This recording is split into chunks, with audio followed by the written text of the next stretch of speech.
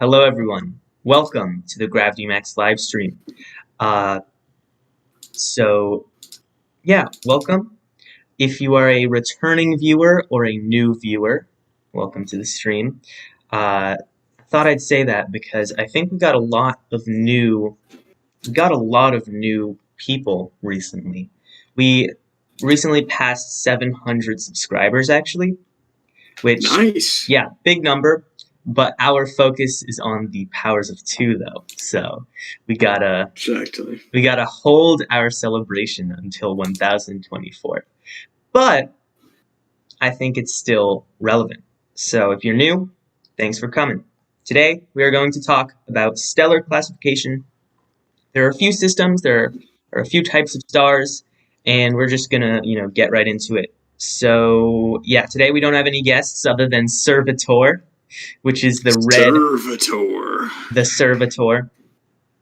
What does the Servitor mean? Why did you pick that name? Because he surveys. He watches. He listens. Wow. How poetic. So, let's get started with the plugs. So, this video is not intended for children under 13 years old. If you are under 13 years old, please do not watch this video, as the topics we discuss are meant for those with at least a high school level of education. If you are not 13, you will not understand the scientific topics discussed in this video. So yeah, if you are under 13, please don't watch this because we don't want the Federal Trade Commission to sue us for an exorbitant sum. So please do not watch this. Okay, so visit the Gravity Max website at gravitymaxmedia.com. Also check out our Facebook, Instagram, and Twitter accounts. All the links are in the description below, so just check those out where you feel like it. These will give you updates on how things are going. I have a book preview for my second book that I put up on the website this week, so that's there. It's like the first 6 pages or something. So you might want to check that out, see if you want to get the book. And yeah, we'll talk about that more in a second. Also, follow Sebastian on social media. Visit his YouTube channel, as well as he is on Instagram and Twitter. He's got educational science videos that are 128 seconds long. So if you prefer quick, like snappy, fast-paced, informational stuff, I would suggest you subscribe to his channel because we focus more on the live streams, although we have an occasional video that goes up, but mostly just live streams. So if you want short stuff, I would recommend visiting the channel. So then we got A Bottled Up Flame, which is my second book, coming to Amazon November 1st. And as I said, the preview is on the website. It's a sequel that takes place 29 years after my first book, and it follows a family member, a relative of the main character of the first book, and the main character also makes, I would say, a pretty important role. So a recurrence. So I would say check it out. I think it's a satisfying payoff. Of course, I am the one who wrote it, but I would recommend you get it, especially if you liked the first book. So yeah. All right, Star is Born. Stars. Yeah. They're big. They're hot. And they're in your area. So there's different classifications of stars, basically. And we're going to be talking about them. We're going to be talking about the main sequence of star classifications. We're going to be talking about some strange stars, some remnants of stars, how stars are born, hence the title. And we're just going to be talking about what makes these massive balls of gas different from each other. And how cool it would be to live next to one of them. That's right. We tier listed it. I have a massive bag of Takis. Not sponsored. I'm happy. I'm in a good mood. We continue on until dawn. Yeah. Well, stars are pretty cool. Well, they're pretty hot, but stars are sort of the driving engines of the universe. They run primarily on nuclear fusion, especially the main sequence stars. The main sequence stars fuse hydrogen into helium as part of a multi-step chain. I forgot what it's like the proton-proton chain, I believe. But it takes a few steps. It takes, say, 2 hydrogen atoms, they combine into deuterium, and then deuterium combine into like helium-3 and shoot off some excess, and then the helium-3 becomes helium-4, and that's the end of the chain. And it releases a ton of energy, and that energy is what we see as light, heats up our planet, gives us life. And yeah, so I mean, stars really run everything. So if you've like the weather, just plants, and so the sun is the foundation of our food chain essentially, because the plants use the energy from the sun to make chemical energy stored within their bodies. I don't know if you would call the plant. What do you call that? Because I know that for animals you say the body, but do you say the plant's body? You just say the plant usually. So Yeah, you could there go needs to be a super word for that. specific There into needs, it, yeah, there needs to be a word for that. I petitioned the Oxford English Dictionary to add a word or expand the definition of the word body. But yeah, so plant energy, the energy that animals and humans get from eating plants, comes from the sun. And I mean, solar panels, hypothetically, if there were any alien life forms, they would get their energy primarily from the sun, or their sun. Uh, but also in the future, the sun can be used as energy. If you think of concepts like the Dyson sphere, uses all the energy of the sun and can power massive, enormous, just crazy things. Crazy things can be powered with Dyson spheres. I actually have in my book a completed Dyson sphere has just been made in the second book. So it doesn't go too well. Things happen that aren't particularly fun because of the Dyson sphere. But you got to read the book to find out.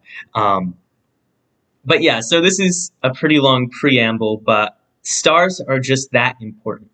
Uh, the first stars formed sort of like just randomly when the universe was just hydrogen and a ton of energy, and some hydrogen would be clumped a little closer than others, and so that made the first generation of stars. They died quickly, fused elements and stuff, made the second generation.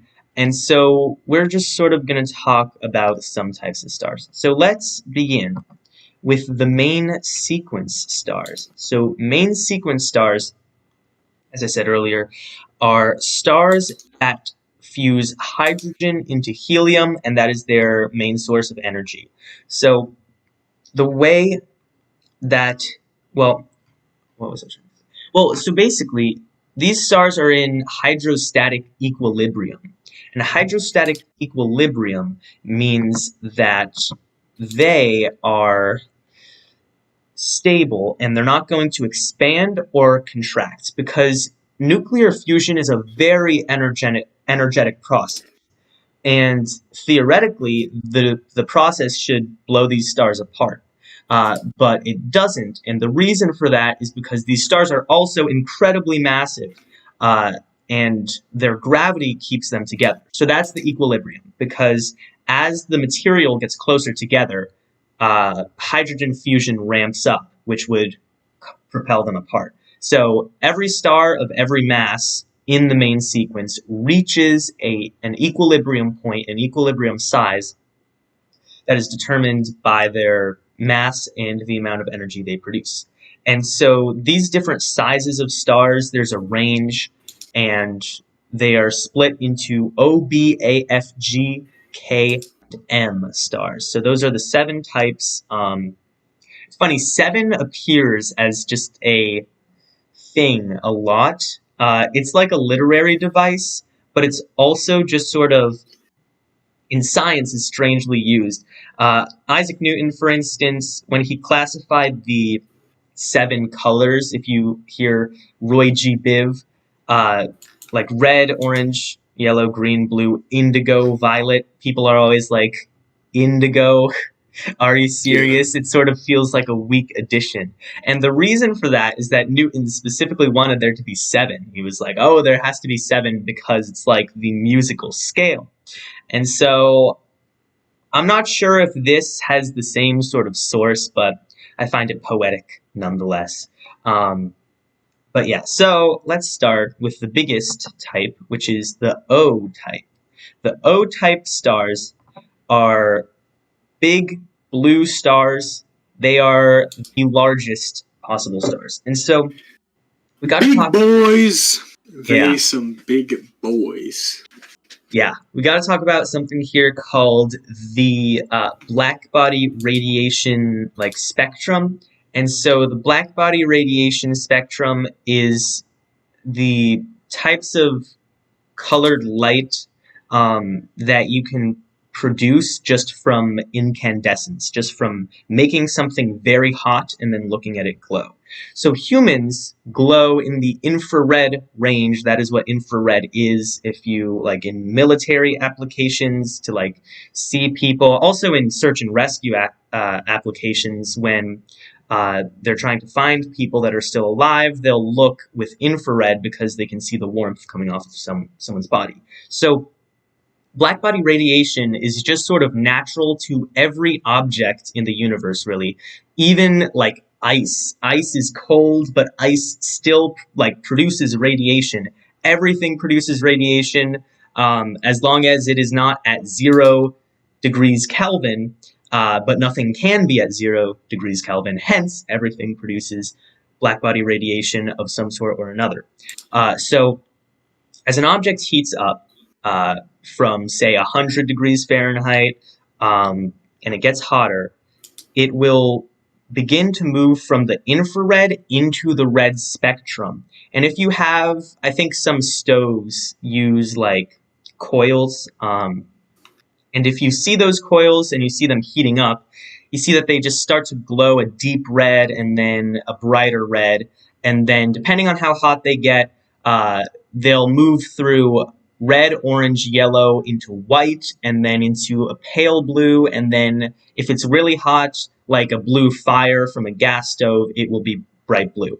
So the reason that these stars are bright blue is for the same reason that a gas stove fire is bright blue, and that is just that they are hotter. So if you notice here, the O-type stars are the hottest type of stars. They are over 30,000 Kelvin, which is roughly 30,000 Celsius at this temperature. And if you're Fahrenheit, I'm sorry, frick off. No, I'm just kidding. Get him out of here. Yeah. Fahrenheit is just... So it's interesting. I actually agree that Fahrenheit, when it comes to human-y temperatures, I think Fahrenheit is actually better. Yeah. But any temperature that would kill you is better represented, I would say, as Kelvin, which is just the scientific way. But yeah. But anyway, that's just a small tangent. So these stars are the hottest type of stars, but also it's sort of strange because within the cores of stars, where nuclear fusion is taking place, it's actually a lot hotter. It can be millions or billions. I don't know. It's ad nauseum. It's an arbitrarily hot temperature in there. And it needs to be that hot for nuclear fusion to occur within a star. It also requires a lot of pressure from the star, as I said before. If you were to do nuclear fusion on Earth, as some people are attempting to do, you need to get the material to be much hotter than it is in the cores of stars, because you don't have that pressure to help you. But what I'm trying to iterate here is that just because you have, say, a blue fire, and that is as hot as the surface of a star, that does not mean that that fire will begin combusting nuclear fusion. That does not work. And it's good that that does not work, because that would not go well for people. But But yeah, so it's much hotter in the cores of these stars, and the energy they produce is produced in the form of gamma rays. But stars are so dense and big that it takes forever for these gamma rays to actually get to the surface, and they bounce around a lot. And every time they hit another atom, that atom leaches away a little bit of their energy. So by the time they get to the surface, they are at different temperatures. And for the O-type stars, that temperature is 30,000 Kelvin, and it looks blue, but they actually peak, I'm not sure, somewhere in the somewhere in the ultraviolet or even X-ray range, but we see it as blue because we cannot see those other invisible forms of light. So they look blue. That's how the blackbody curve works, is that even for arbitrarily hot materials, they will always look blue just forever. They approach this like ideal platonic blueness, but they never actually reach it. It's asymptotic. But yeah, so that's just a human eye thing, really. And so, yeah, so the lifespan of these stars is less than 10 million years. And it's interesting because we see a lot of these stars in the night sky. And, well, also the abundance of these stars, if we look at that, we had to shrink the zeros to Sebastian's dismay. He was not happy. It's not right. It's deformed. It didn't man. work. It didn't work any other way. It didn't work any other way. I will defend that. You're a madman. Other forms of making everything on this slide fit did not look good. That's my argument. That is my legal defense. The hardest choices require the strongest wills. Exactly. So these things, I would say they're 1 in a million, right? Based on the percentage that looks like it. Or maybe they're 1 in 10 million or 1 in 100,000, and I'm just being dumb. But somewhere around there, they are very rare. Yet you see a lot of blue stars in the sky. Some of them are the next few types, but a lot of them are O-type stars. And so the reason for this is that luminosity increases with the 4th power of temperature in Kelvin, which is really interesting and really powerful. So if you have an object that is at a temperature of 5,000 Kelvin, like the sun is around there, and you increase its temperature to 30,000 Kelvin, not only will its color change, but it has just gotten, let's see, 6 times as hot, which means, I don't even know 6 to the power of 4 by heart, so 6 times 6 times 6 times 6, it would be 1,296 times hotter, which is ridiculous. That is just crazy. 1,296 times hotter and brighter, just with a 6-fold increase in temperature. And I don't know, that is just pretty incredible to me that just the blackbody radiation increases that fast. I find that really fascinating because most things like gravity, inverse square law, right? All right, that's fine. But nowhere else in sort of science and like astronomy stuff do I see something that's like to the 4th power relation, you know? I mean, Yeah. 4th power relations don't even work in, say, like physics because we only have 3 spatial dimensions. So if you were to try to do like, you can't have something that as you scale it up, it gets to the 4th power bigger because that would require 4 dimensions. So it's just so weird that this is such a drastic change. But anyways, these O-type stars are super luminous. They are super bright. They also produce a lot of ionizing radiation, ultraviolet X-rays. So let's see. So they also go supernova. That's another thing. At the end of these stars' short lives, they will collapse in on themselves because what they do is they run through their hydrogen fuel so quickly, but they are massive enough that once they run out of hydrogen, they begin to fuse helium. And then once they run out of helium, they begin to fuse carbon and oxygen. And then all the other elements up to iron. They stop at iron because iron is like the ideal nucleus, which is just, again, this is just another one of those things that are so fascinating. Because if you think about it for a second, it might seem contradictory that both nuclear fission and nuclear fusion can gain you energy because it's like, Well, what gains you energy? Dividing the atom or combining it? You know, both can't give you energy, or else that would be infinite energy. And the reason stems from the fact that it is the small atoms where fusion gives you energy, and it is the large atoms where fission gives you energy. So uranium fission will give you energy, but hydrogen or helium fission will not give you energy. It would take a lot of energy. And so iron is this stop point. It's like the lowest, it's the dip, it's the minimum. And so when these stars get to iron, they reach a big problem because also iron is very heavy. And so they're carrying around all this iron and they can't fuse it because that would just take more energy. So they collapse in on themselves from their gravity, but then they also rebound because this collapse creates so much, or not creates, but it generates, it converts so much potential energy from the material being held apart by gravity. As it falls in, there's all this kinetic energy, and that allows fusion to occur. Because it's not at an energy gain, it's at an energy loss. So a ton of this fusion occurs, it all explodes back out, and now it has all the other elements in it, all the elements past iron. So you've got things like lead, uranium, plutonium, let me think. I can't think of tin, germanium, but it's irrelevant. Anything above 26, other than nickel. Nickel, I think, also works like as just part of the, like, it's iron and nickel both. Iron is the lowest, like, energy-wise, but you also just create nickel accidentally. But anyway, so that is where supernovae come from. These stars collapsing in on themselves and then rebounding back out.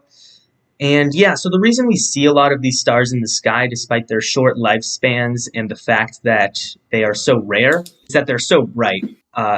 So back to the brightness thing, is that these stars are just so bright that even if you only have 1 in a million stars that are this bright, the other million stars will be invisible to you because they are too dim. They're all like red dwarfs, which we'll cover later. But yeah, so there's a lot about this. Stars are just, as I said, so foundational. I mean, all of the fields of study I just covered, like I went into like physics and chemistry and stuff and astronomy. So there's a lot here from stars. I promise it'll be sort of diminishing. That was a lot of foundational stuff. But once we get into the next types, it'll repeat a little bit. So we won't have to say it. So some examples of O-type stars. You probably don't know these examples. We just pulled them off the web. You got 9 Sagittarii and Delta Circini, if you know what they are. But yeah, there's a O-type star next to a nebula right there. And any of our viewers from 9 Sagittarii, please leave a like. Yeah, click like if you're watching from 9 Sagittarii. Yeah, so this is it. It would be interesting to see a supernova, but I think there was one in like the 1500s. I forget. I think it's like the current Orion Nebula or something like that. One of the nebulas in the sky today is the result of a supernova like 500 years ago. And when I say 500 years ago, I mean 500 hour years ago, because light takes time to get here. And so if something's a million light years away, it means that it went supernova 1,000,500 years ago. So, yeah. But yeah, so that the most recent supernova to be seen in the Milky Way galaxy was in 1604. That sounds like it. Yeah. What star was it? Or like what current nebula? Because we'll check. Here we go. I think we covered everything for this one. Oh yeah, the mass, by the way, that is solar masses. That little circle thing there, that is the unit or the symbol for the sun. So these stars are more than 16 times as massive as the sun. So a lot of gravitational force on them, and as a result, like high octane fusion. So I'm going to go to the next category here. Yeah, Unless I'm you got trying to figure anything else. out. I'm trying to figure out which one it Okay. was. It was in the constellation Ophiuchus. Is that how you Okay. say it? Probably. Yeah, probably. I don't know. Sounds about right. So yeah, it sounds right. Yeah, so it's about what did it say? 13,000 light years away. Oh, okay. Sounds like. Yeah, people were concerned that Betelgeuse was going to go supernova, Yeah, but it didn't yet. Uh, so here, and yeah, so that's it's also very far away yeah. as well. That's another thing. These main sequence stars, other than the O types and the higher types, these aren't really much of the stars you see in the sky. A lot of the stars are not main sequence stars, many of the stars that we see. And the reason for that is that at the end of a main sequence lifespan, stars begin to fuse heavier elements. And when they fuse heavier elements, they produce a lot more energy comparatively to when they were younger. And so what that means is that a lot of the stars that we see are actually not in the main sequence, even though most stars are main sequence stars. And so that's just, as I said about the O-type stars being so bright, that's just because brighter stars are easier to see, so you see more of them. Big facts. So yeah, it's a selection bias thing in astronomy, which is really interesting.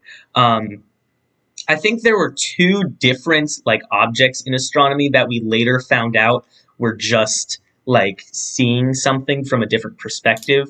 So if you see something from this perspective, it's I don't know think of a random name. It's a Gergax, I don't know. And if you see it from this angle, it's a Flurbatron, right? I forget exactly what it was, but there were those things in astronomy where if you see it from different perspectives, they got confused for different things. And then both names stick around today, even though we know that, oh, they're technically the same thing. But yeah, let's move on. So we got the B-type stars. So B-type stars are between a mass of 2.1 and 16 solar masses. So that's quite a range there. It really drops down. But these stars are also blue, but they're a bit paler blue because they aren't as hot. Their temperatures are from 10,000 to 30,000 Kelvin, and their lifespans are around 100 million years. And their abundance is 0.1%, so still pretty rare, but at least a bit more common. They also, some of them go nova, but others do not go nova, and that's just because of the size range. The larger ones go nova, while the smaller ones do not. The smaller ones, well, I would assume they go red giant. That's sort of, when you don't go nova, you go red giant temporarily and then become a white dwarf. And so, yeah, I think the differentiation line is where the neutron star line is, which was, we're going to cover that. It's 8 solar masses. So above 8 solar masses, this thing will go nova and become a neutron star. Below 8 solar masses, it'll just sort of red giant, which means it sort of puffs up and expands, and eventually that expansion will just sort of dissipate and leave a tiny little core. And that core is a white dwarf. So we'll talk about those later, though, because we have slides for those. So examples are Upsilon Orionis and Tau Scorpii, which, if you look at the naming schemes here, just if you're curious, the second part gives you the constellation. So the Scorpii is part of the Scorpius constellation, and Orionis is part of the Orion constellation. But yeah, so these stars, again, lots of ultraviolet radiation. We'll touch on this a little bit later, just because it's more relevant. But something about these larger stars is that every star technically has what you call a habitable zone, and that is a zone where liquid water can form on the surface of a planet. So Earth is in the sun's habitable zone. But if the sun were larger and hotter, the habitable zone would be further out. But it's still not completely habitable. even if you're in the zone, because just because you get the right amount of light doesn't mean that it's the right type of light. And if you're getting a ton of ionizing radiation, that could damage DNA and make it impossible for life to form, or for it to survive. So yes, so I don't know. You might need to get, which is interesting, if you were to be like colonizing the solar system, you might want to get like a tidally locked planet intentionally, and then just stay on the side. And so, what you could do theoretically with that is sort of put solar panels on the day side to power like street lamps permanently, and you stay on the night side where it's cooler and protected from ionizing radiation. Um, but of course, it would be better to just make like an O'Neill cylinder or something like that, which is just like a big cylinder habitat. That would be more efficient. But if you're going for classic space opera, that might be the type of setting you want, not just a generic cylinder. So yeah, that's B-type stars. I'm trying to think of anything else about these. B-type stars. Yeah, That one looks. Do we know which one that is, or is that just a general it's just. photo? I think it's one or the other, but it's not actually. It's just it's from the game Universe Sandbox. You know the game Universe Ooh, Sandbox? yeah. And yeah, the stars. Yeah, the stars in Universe Sandbox. I'm pretty sure they just use this like the same animation, but then they recolor it for the different sizes. So it's just it is. It's kind of hard, as I said, to portray these stars other than with how they're colored, because they are just spheres. Like, you can't really get much from a sphere. Like, that is one of the most boring objects in the universe, just like by design. Like, the reason everything becomes a sphere is because it minimizes surface area per volume. So you have the least surface area per amount of volume. And that's just complicated, but it's just like the easiest way for everything to fall in a sphere, like with gravity. Because if you have a cube, the corners of the cube will be farther from the center, and therefore will have a higher potential energy. So they will be liable to slip down and spherify it. So everything's just a sphere once you get large enough. Anything over, I think it's 300 kilometers. Anything larger than Mimas will most definitely be a sphere. But yeah, so yeah, should we go to the next one? We shall. All right. A-type stars. Why are A-type stars after B-type stars? The world may never know. Well, we actually do kind of know. So this is actually pretty interesting about the stellar classification. Astronomers in like the old days, right? I forget who, but someone actually made a full A through Z or Z. I don't know. Which do you prefer, Z or Z? Z. You like Z? Yeah. He's a Z guy.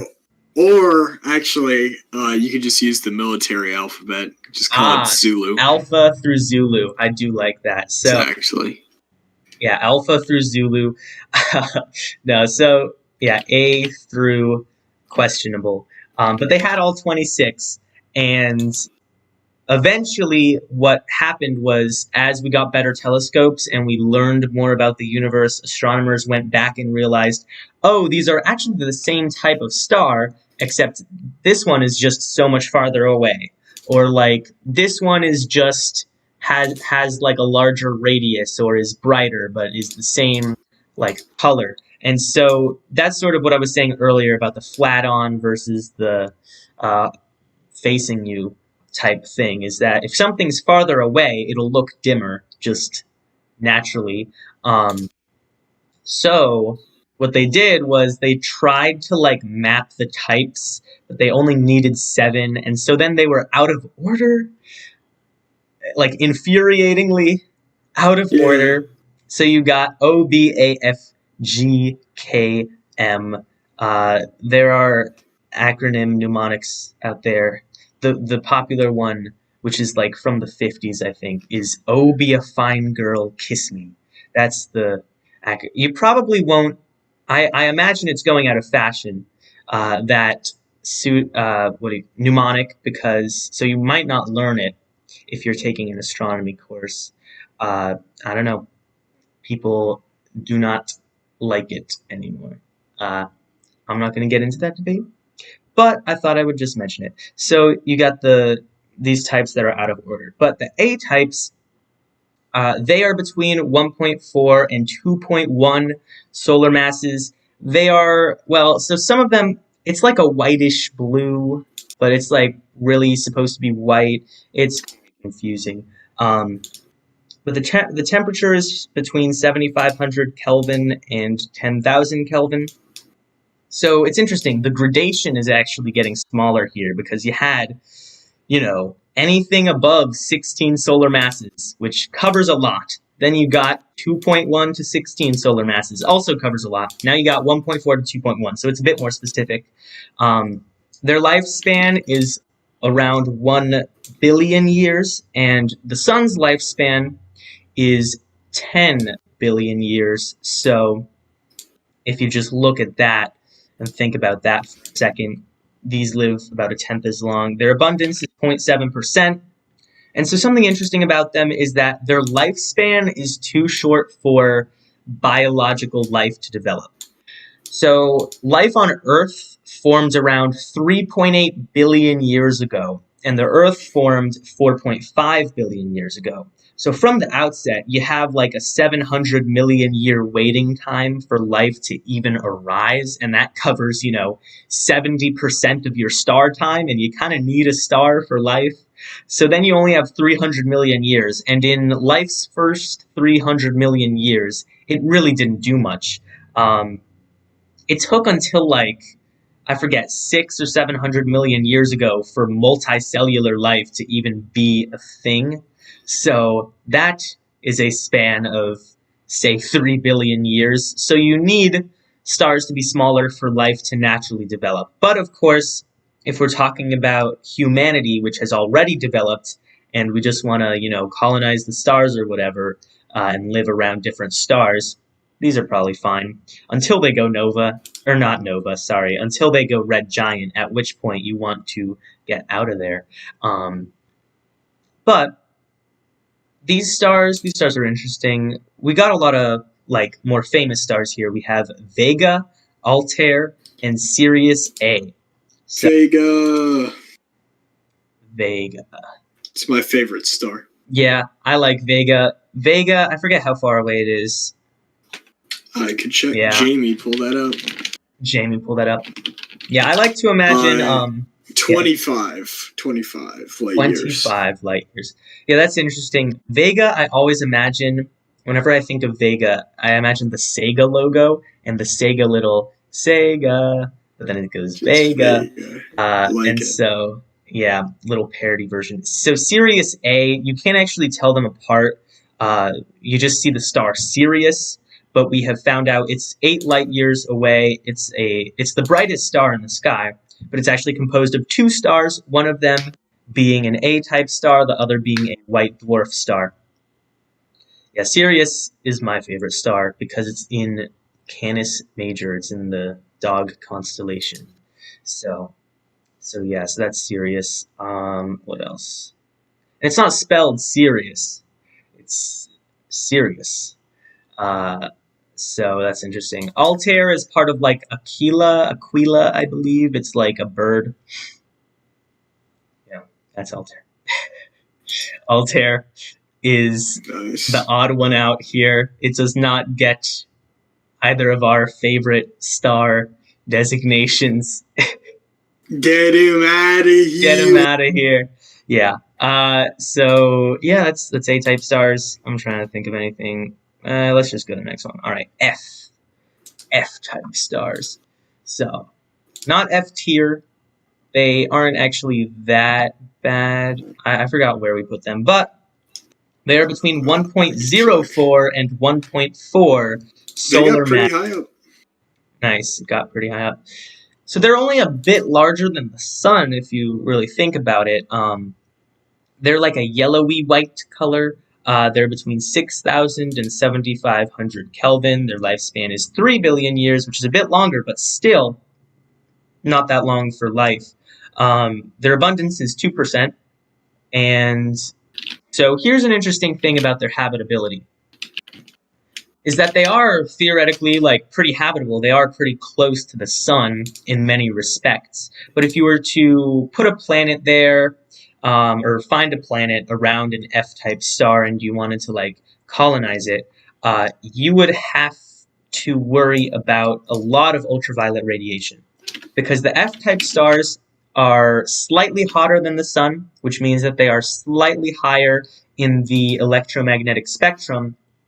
And the result of that is that they produce slightly more UV radiation. So say you just had Earth, like Earth clone, generic Earth clone 255 is at the proper orbit around your F-type star in your sci-fi space opera, right? All the people there would need to put on like extra sunscreen because the UV would be particularly damaging. Having a good magnetosphere and what do you call it? Ozone layer. Those would be very important for a planet around these types of stars. But yeah, so stars in this category include Alpha Centauri A, which is, depending on the century, the second or third closest star to the Earth. Or no, sorry, excluding the sun. So third or fourth closest star to the Earth, because it orbits tightly around Alpha Centauri B in like a 70-year orbit, something like that. And so, depending on the century, they swap places. Whereas Proxima will be the closest star for like millennia, because it's in a super long orbit. But then you also got 78 Ursae Majoris, which I assume is in the Ursa Major constellation or the Big Dipper, but it's might not be part of the Big Dipper section, because the Big Dipper is like half of a constellation. Strangely, I don't know why that is. It's the only constellation that's like that, where you got like half of a constellation is one thing. I mean, I guess you could say Orion's belt is considered a thing, but I don't know. It's just strange to me. It's always felt a little different. But yeah, so that's the main thing about F-type stars. They've got a shorter lifespan. But yeah. So, well, also I should mention, I guess I'll just talk about this actually when we get to the sun. So let's do the next one, which is G-type, which is the sun. Sun type. So these go from 0.8 to 1.04 solar masses. They are yellowy in color. They are from 5,200 to 6,000 Kelvin. Lifespan around 10 billion years. Abundance 3.5%. And habitable. They are the only one they have the highest habitability rating out of all the stars that we know of, right? According to modern data, if you were to do a little histogram, there's a 100% increase, not even infinity percent increase in stars versus stars with habitable planets for the G-type, because it's the only one data point here. So yeah, we got the sun, but we also have Alpha Centauri B.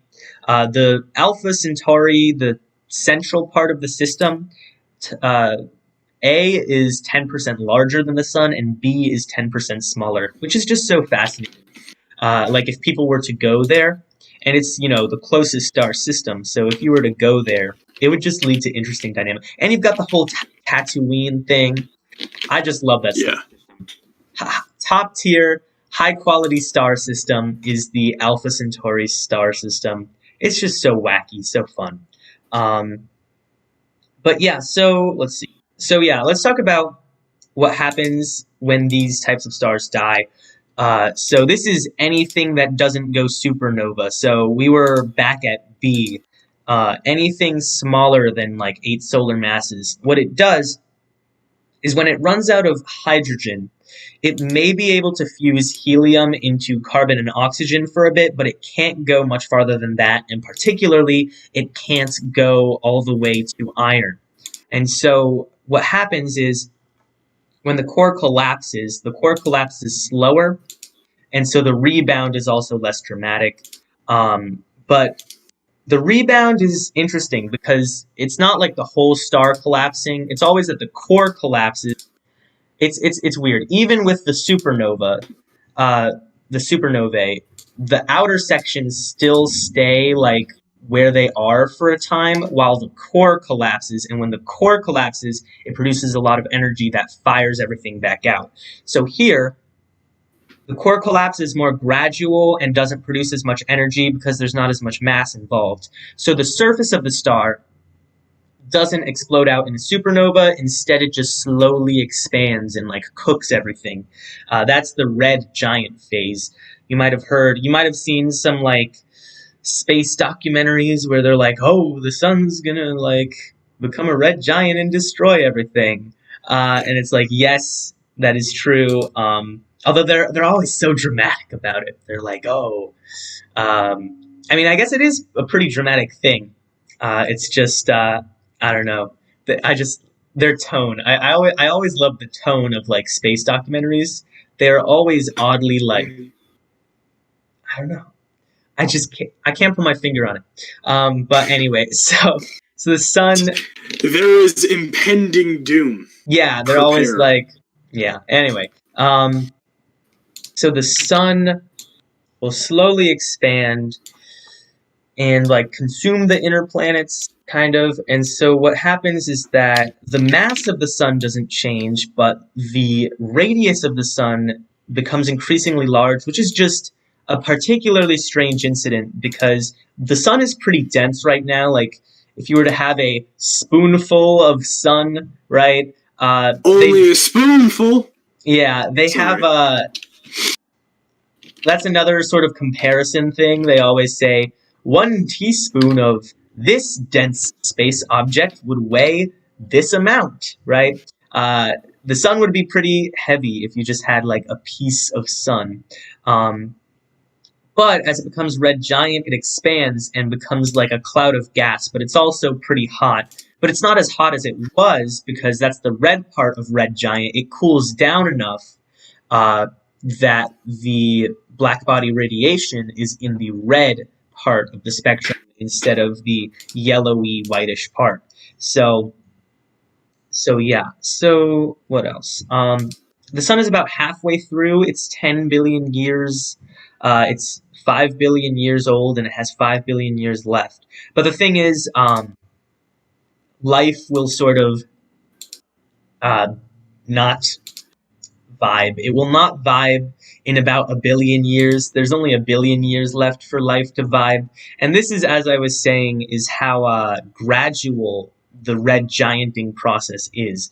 Because in 1 billion years, if the Earth stays in the same orbit, which, presumably it would, unless, there's some crazy sci-fi tech available, the sun will have expanded enough that it is hot enough and producing more energy that it will boil the oceans away. So the habitable zone of the sun slowly moves out over time. And when the sun was younger, the habitable zone was actually smaller. So the sun has already begun the red giant process. I mean, it starts as soon as the sun is born. It's sort of like that thing, as soon as you're born, you start dying. Have you heard those quotes? People sometimes say that. It's another one of those quotes that are sort of disingenuous and intentionally like, oh, blah, blah, blah. Look how edgy I am. And it's intentionally nihilistic yeah, stuff. and it's like, yes, you are technically correct that the process of aging begins at birth, but it's like, you're not being particularly helpful by saying that. That's sort of how it is.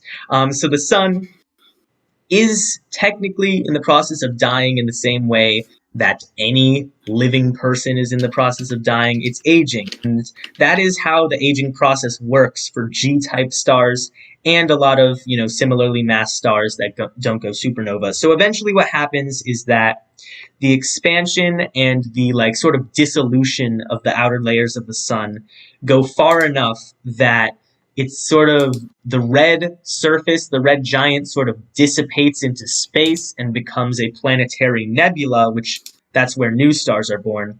And at the center, the contracted core of the sun is still available. it's still in existence. It's incredibly hot, and it is called a white dwarf. And we will talk about those later. But yeah, that's sort of the life cycle of a star. It's a little poetic. It's like one of those plants, like a ton of plants and animals like die in the process of birthing the next generation, and that's just part of their evolution. Like tumbleweeds. The reason that tumbleweeds, tumble is that they're trying to spread their seeds everywhere. But when plants don't have roots in the ground, they die. So the tumbleweeds sort of do that. So that's sort of how stars work. To create the next generation of stars, the stars have to die. And the sun, we have figured out that the sun is a third generation star, which means that this has happened twice before to two other stars. So there have been two previous stars that have become planetary nebulae for the sun to exist. So once the sun does the same, presumably you'd get fourth generation stars or whatever. So that's interesting. So yeah, that's G-type stars. That's our star. Yeah, it's kind of like the Avatar cycle. Like it gets passed on, after death. Yeah, that's interesting. Yeah, it's really interesting. With the generation of star, each successive generation has a higher metallicity. And metallicity is an interesting thing in stars. It's kind of weird. It doesn't get talked about a lot. It's sort of like when you talk about quantum physics and you talk about spin, particle spin.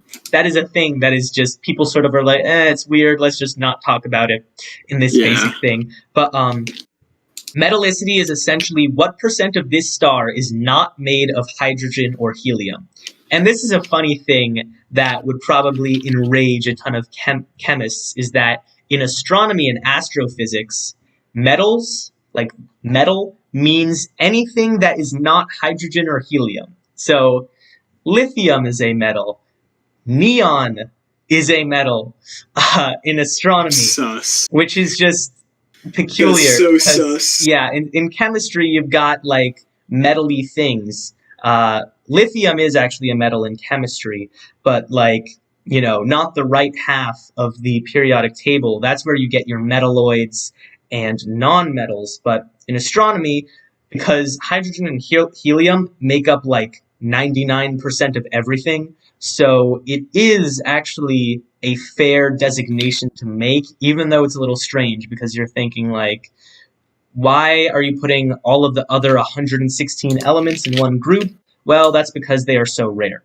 So the metallicity is the measure of how much other stuff is in a star. And as time goes on, metallicity increases. So that's how we determine that the sun is a third generation star, because it has more oxygen, carbon, and all the other elements in it than you would expect. Because, at the end of a star's lifespan, the helium, from the core, as I said earlier, in supernovae and stuff like that, you get new elements. But also something interesting is that like each time a star dies, like you lose a bit of the energy, because it's not a steady state universe. Heat death and everything like that. That's a more complicated subject. But each time the generation process happens, there's like less fuel available. So it's like gets worse every time. The universe is like slowly decaying. But again, you do not have to worry about that, because that is on the span of, not even trillions, not a number I can think of, years. Yeah. I will have to list orders of magnitude, like 10 to the 40, and then like 10 to the 40 starts like the black hole age or something, and then 10 to the 100 starts like the dark age or whatever. And that's like the end of the universe. So a Google years is how long you don't have to worry about this. So next, we got the K-type stars. So the K-type stars are between 0.45 and 0.8 solar masses. I don't know. I think these are like cool type stars. The K stands for cool. I don't know. There's something about them they're just sort of appeal. I just think they're neat. Okay, I just think they're neat. I just think they're neat. Yeah, so let's see. They are light orange in color. They are like orangey. They are between 3700 and 5200 Kelvin. Lifespan 50 billion years. Abundance 8%. And they are habitable, but they have more infrared radiation. So this is an interesting thing. Is that infrared radiation is waste heat. It is not usable for the current state of humanity, although theoretically very cold computers could use infrared radiation as an energy source. I'll touch on that. I'll get back to that in a second. But basically, we produce infrared. We need visible light. Like, that is how plants work. Plants take in visible light, and along with allowing animals to exist, they also produce infrared. So we take in, like, the Earth as a system, if you think about it, takes in visible light and then emits infrared light. That's just one of those weird ways of thinking of the Earth. Sort of like thinking of, like, all you can do is turn oxygen into carbon dioxide, like that is your superpower. Yeah. But yeah, so these stars, not only are they dimmer just because of the temperature to the power of 4 thing, they're also less efficient because they have a lot of infrared radiation. But that also means, on the flip side, which is like a good thing, you don't have to deal with as much UV radiation. So that's nice. Yeah, so these are interesting ones. Some examples. Oh, and the name Epsilon Eridani is just a good name. I feel like it's been used in sci-fi before. I just cannot remember where. But I just know the name Epsilon Eridani. It's a pretty close star, pretty cool. Then you got Sigma Draconis, also a pretty cool name. It just means it's in the Draconis constellation. But yeah, so these are pretty interesting stars. I think this one, the picture we have, these are two pictures, two artist renderings of Epsilon Eridani. There's a lot of dust around this star. But yeah, so... Yeah, there's a lot of fiction that uses this star. How far away is it from... Like, here, wait, what are some examples of books or whatever, or movies? A bunch of books, a bunch of novels, including Starquake, Eon, Starburst. Yeah, I've heard of a lot of. I haven't Echoes read of Horror. Huh. You know, a lot of these, and then it was in the Halo series, like the Halo video games. Yeah, apparently. The Epsilon Eridani system hosts a total of 6 inhabited planets, including the planet of Reach, which is where the best Halo game in the entire franchise takes place, in Halo Reach. So there you go. You just learned something. Epsilon Eridani. Even though we've been learning stuff this entire stream, but any just video what a game fascinating thing that exists, Epsilon Eridani.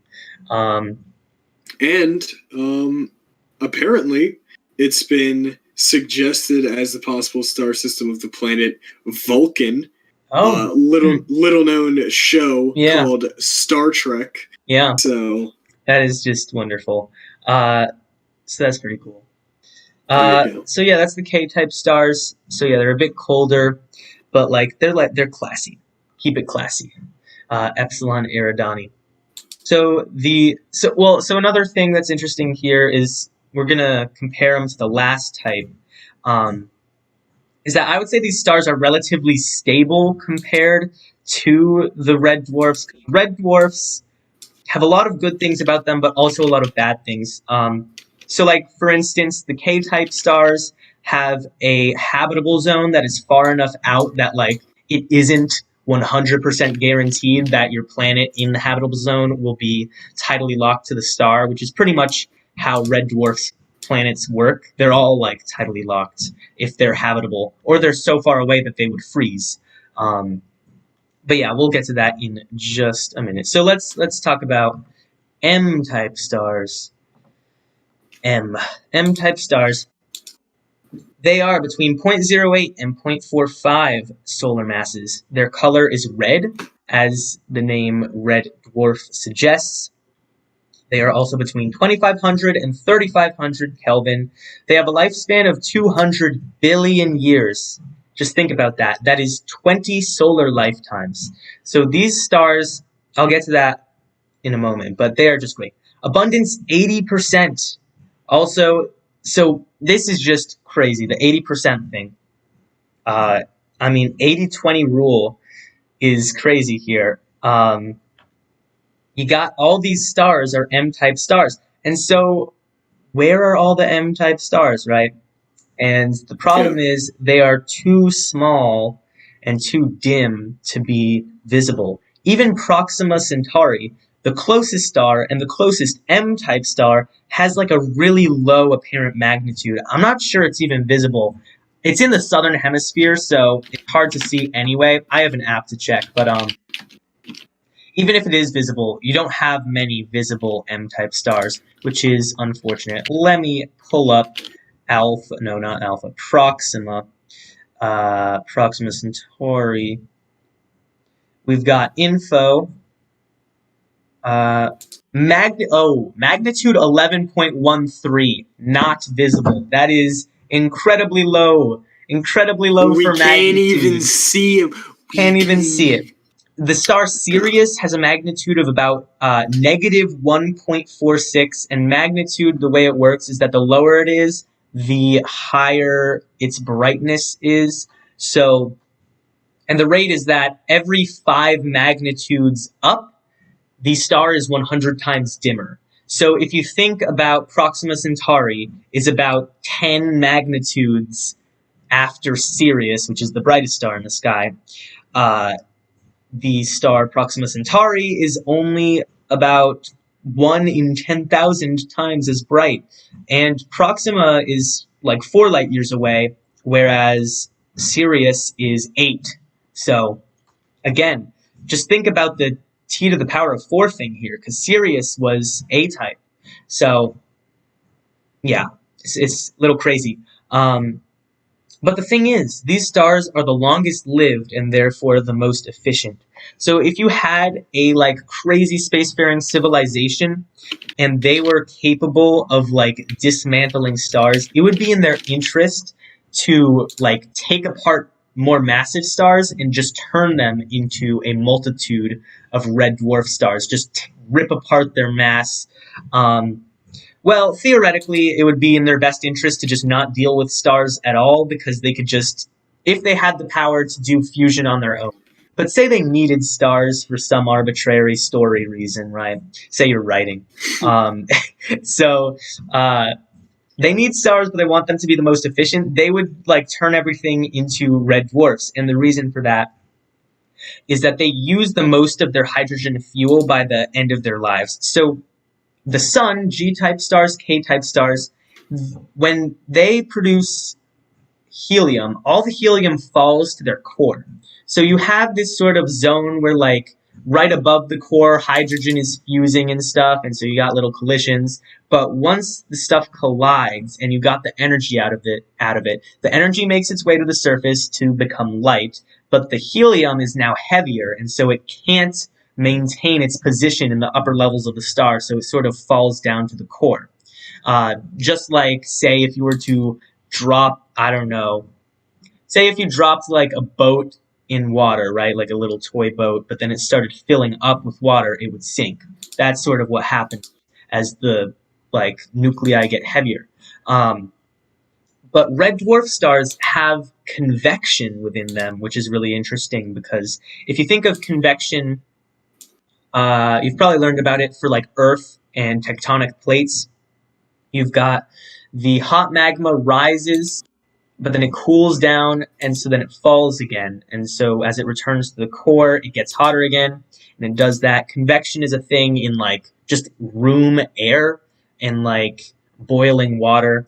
But you got this stellar convection for red dwarf stars.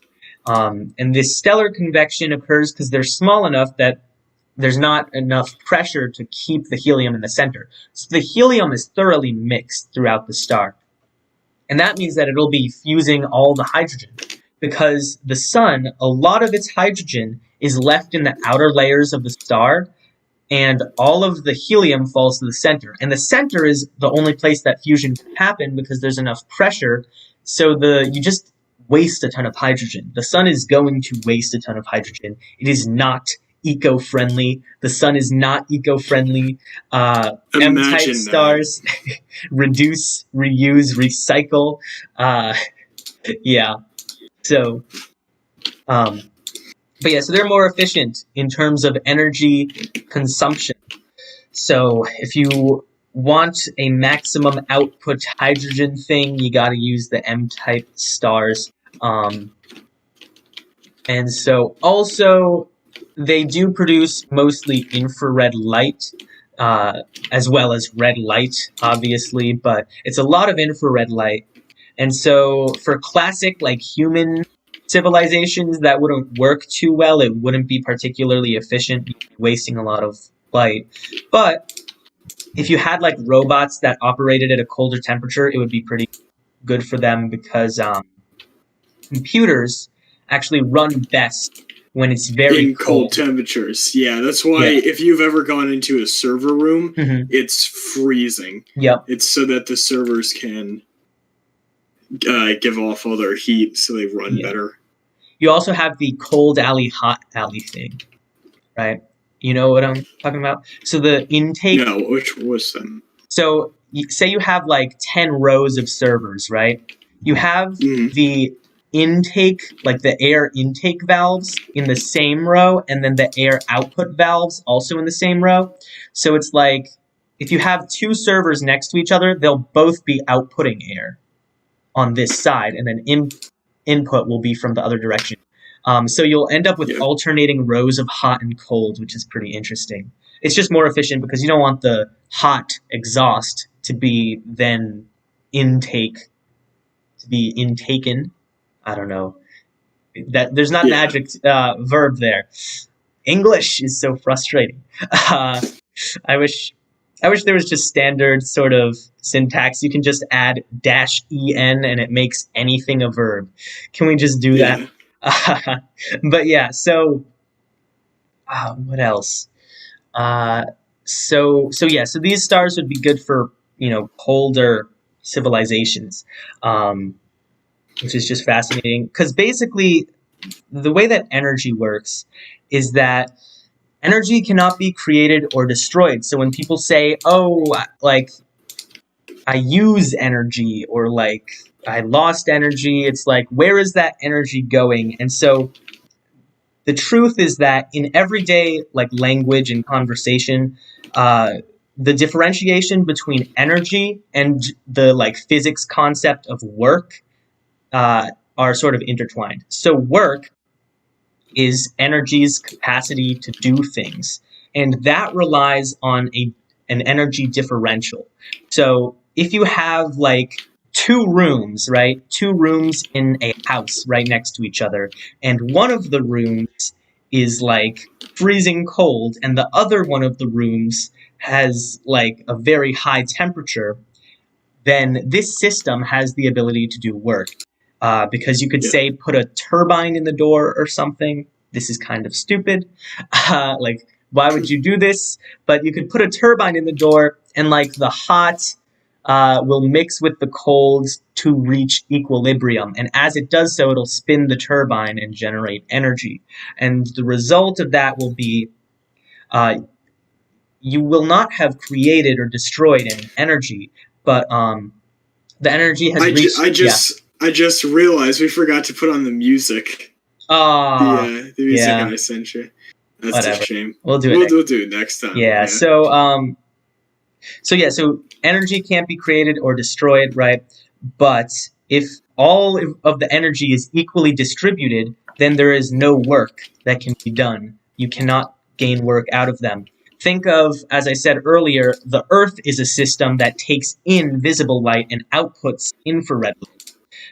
Visible light is more higher, like, condensed energy than infrared light is. So the Earth as a system, uses energy to do work, which is, everything, the entire ecosystem, and it produces this infrared light that is closer to equilibrium. And the equilibrium state is about like 3 Kelvin. That's the cosmic microwave background, and it's microwave. So if you are just dispersing energy, it will slowly become microwave. And that's actually related to the heat death of the universe. Eventually, the cosmic microwave background, as the universe expands, will continue to get less energetic because it started off at, like, theoretically infinity degrees.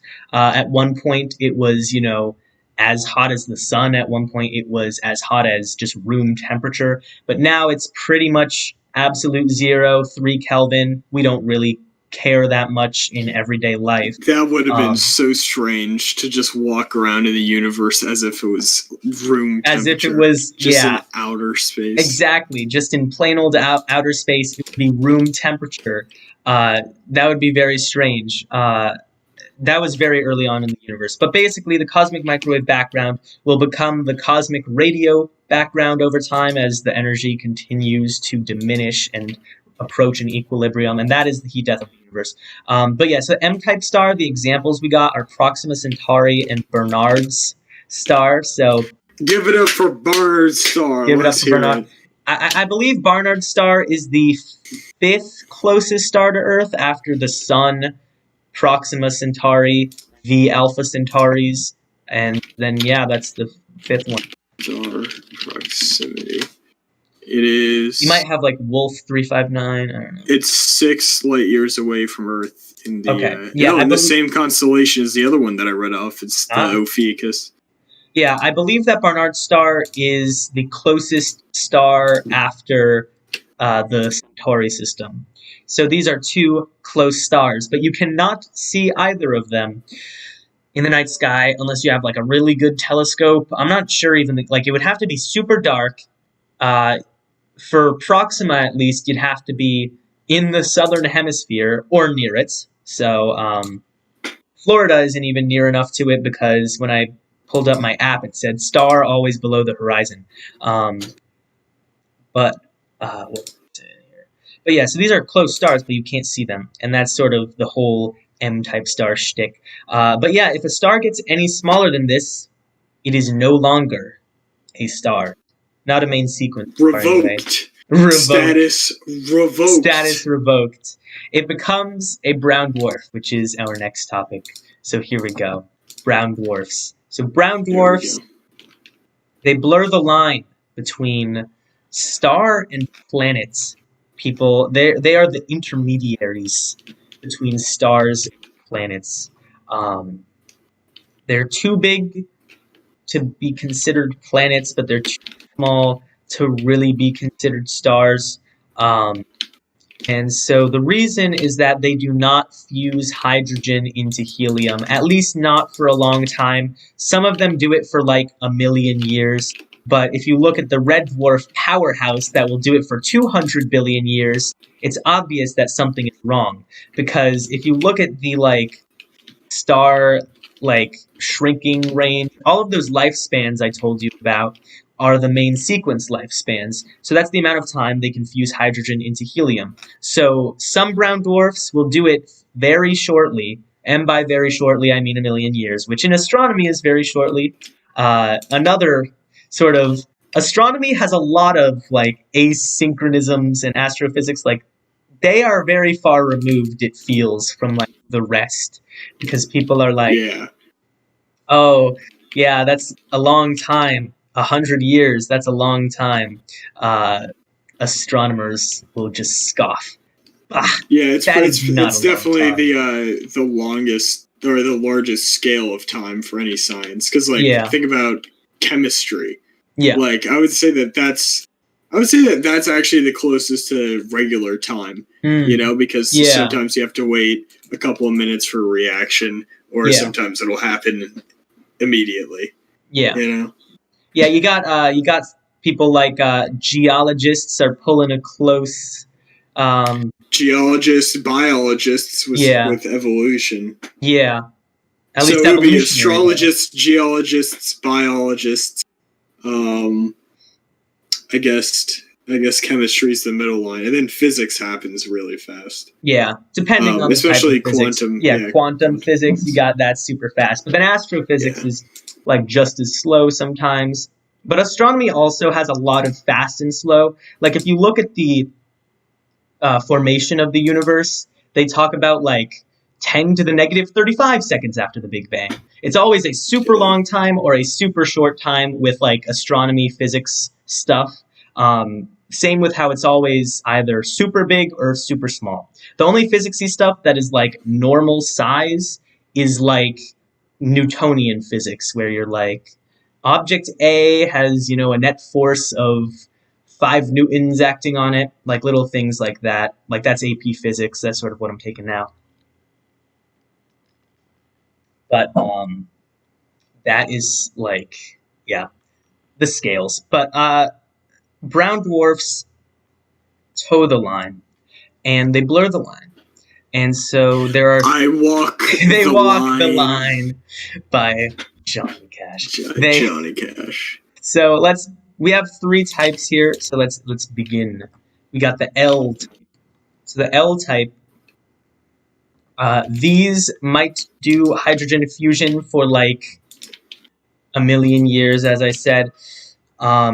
There are around 80 Jovian masses. That little symbol there that looks like a number 4, I believe, is the like Roman symbol for Jupiter. Sort of like if you were to see the symbols for male and female come from the symbols for Mars and Venus, like the old adage. But yeah, so these stars, or these so-so stars, these brown dwarfs would be dark red, sort of a maroony color. That's sort of where I think the brown dwarf name comes from, because it's like maroons and stuff like that, sort of these darker colors. Their temperatures between 1300 and 2500 Kelvin, which we're sort of getting down into the scales where you might be like, wait, how hot exactly is that? That's still pretty hot, I would say. That is still no touching hot. But it is... You could fry an egg on that. Yeah, exactly. So sometimes they get hydrogen fusion, but the thing is, they are cool enough for like a few molecules to be there. Particularly the next ones we're going to talk about are even more so, but like you'll get a few basic molecules here, whereas in a star... we have chat from the man-woman himself. Stop it. Stop it. Who's Barnard? Lord of Cessation. This is a great...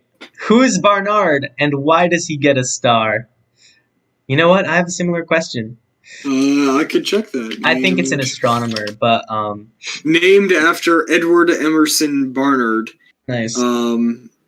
It is the second nearest star to the sun. Yeah. That's interesting. Stars. Yeah. He, tell me about this guy, Edward Emerson. I bet there's going to be something crazy about this dude's life. It's going to be like he also invented Tennessee. But he was best known for his discovery of Barnard's star in 1916. Wow. He's commonly known as E. Barnard. E. Between 1881 and 1892, he discovered 15 comets.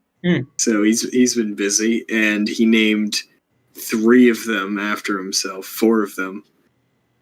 Wow, what a legend! Halley only gets 1 comet. Yeah, and he has a bunch of things named after him. He's got a star in the Horsehead Nebula. Just a random molecular cloud. Wow. Yeah, give it up. He went to the University of Chicago. So he's actually American. Ladies and gentlemen, we have our first American scientist that actually did something. Oh my god. Oh wow. And he died in Wisconsin after Rick Astley murdered him. So yeah. So one example here of an L-type star is GD165b. So brown dwarf stars, we don't have many examples because they are particularly hard to find. So this is similar with the M-type stars. We don't have that many M-type stars other than like red giants, because that's the thing. Uh, the classification, the OBAFGKM, I guess you could say, OBAFGKM, is only a temperature designation, technically. So you can have the red giant stars that are still called M-type stars, and then you have blue supergiants that are O-type stars. The only difference is they get a Roman numeral classification, so like the main sequence is like type 4 or 5 or something like that. But we're just talking main sequence here, right? So the main sequence M-type stars, we don't find many of them. And so the L-type brown dwarfs, we find even less of. Yeah. So, yeah. Not much more to say about these guys. Let's go to the next one. So the next one is the T. The T-type brown dwarf is like 20 to 50-ish Jupiter masses. They are a dark magenta, so they are like barely glowing. So this is an interesting thing. There's a specific temperature, I forgot, it's like around 980 degrees Fahrenheit. And it's the boundary between like incandescence. And I forget, it's like named after someone. It's like someone's temperature. It's like, and it's the boundary between things that radiate in infrared and, well, red. So let me see. Yeah, I remember this vaguely from like a Vsauce video from like 5 years ago. So this is like deep in the back of my mind, hard to remember. But yeah, so this temperature, the T-type stars are between 700 and 1300 Kelvin. And so one example we got is Gliese 229b. So T-type stars, oh, and I forgot, something really interesting here is that the L-type one, the example we had was GD165b, and this one is Gliese 229b. And so what that means is that they are the secondary star in a binary system. So the only way we actually found these is not from their radiation, not from their light, but from their mass while they orbit another star. So it's the like wobbling effect that you get, and that's how we find exoplanets too. But we noticed this wobbling with a few stars, and we're like, wow, that's quite a bit of wobbling. So that means you got to have a brown dwarf in there just based on how massive this wobble is. And so we can't even see any of these. They are just invisible gravitational manifestations. It's like the wind, you know, you cannot see the wind, but we feel the wind, so we know that it exists. So these stars might be able to do a bit of deuterium fusion, which is like the lowest tier of fusion. It's the easiest fusion, minimal effort. I'm just teasing, but yeah, this is like the type of fusion we would try to do if we could do fusion. Would be sort of deuterium helium-3 fusion or deuterium tritium fusion. But Stop it has more comments for stop us. Stop it says thank you. Barnard is my new favorite person. Yeah, Barnard sounds like quite the character. He's just naming things after himself. Usually astronomers don't name too many things after themselves. It's usually like they'll name it after their mentor. And so they're like, my fallen mentor shall be named. So sort of like third act mentor death. That's what you got. So yeah, but yeah, so it's interesting that he named it after himself. But anyways, we got T-type, pretty dim. It's just like sort of like whatever. There's not much. These aren't particularly. They're sort of dull, in my opinion. The brown dwarf stars, not that much of a fan. Like they're cool. They don't really do much. Can't use them as a planet. He doesn't like them. I don't like it. You can't use it as a planet, and you can't use it as a star. That's the basic problem. Because a star you can use as an energy source, and a planet you can use as like materials and like a ground, like a habitat. But these you can't. They're sort of useless. You can't really do anything with them. So yeah, let's go to the next one. This is the last one, the Y type. And I think the Y stands for why does it exist?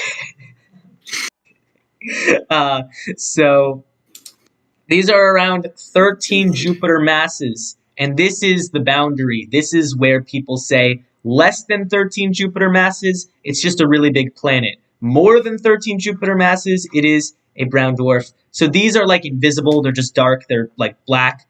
But that is sort of like space black, not like if you were to shine a light on them, you might get a different color. It's just that they don't produce any light of their own. That's what the black means.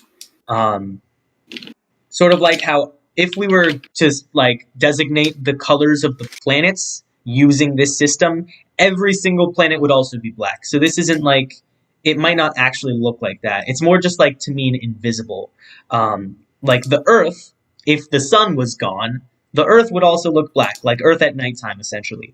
But since we're supposed to be talking about stars here, it's like, what is this star doing? Why doesn't it have any radiation color? You know, and that's just because it is so sucky. And so this star has a temperature around 600 Kelvin, which let's see, let's put that in Fahrenheit for the Yankees. Let me grab. I am also a Yankee, so I'm just joking. I have a converter on my phone. Where is it? Oh God, where is it? Here we go. Okay, I'm pulling it up. 600 Kelvin is about 620 Fahrenheit, so that's pretty close, interestingly. Yeah, people always talk about how negative 40 Celsius and negative 40 Fahrenheit are the same, but Kelvin. I literally said that earlier today. Yeah. I pointed that out to Brendan. Yeah, exactly. But Kelvin and Fahrenheit also have a common point, and it's lesser known. I don't even remember it. It's somewhere around in the. It's like it's so unknown. I don't even know it. It's in the upper 500s. I'll look it up. Kelvin, Fahrenheit. I can never even spell Fahrenheit. That's another reason I don't like it. Fahrenheit convergence point. I don't know if it's called that. What temperature are Fahrenheit and Kelvin equal? Let's see.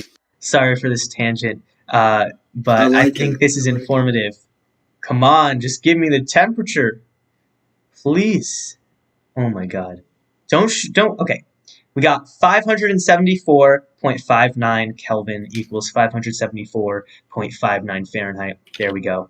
So that's interesting. That's an interesting party factoid to bring up and drive away all your friends. So, so let's see examples. So yeah, we don't have any concrete examples of Y type brown dwarfs. I don't even know what is up with this example. Maybe this is only like, I don't know if this UGPS J072227.51-05403.1.2, and it might just be a T type.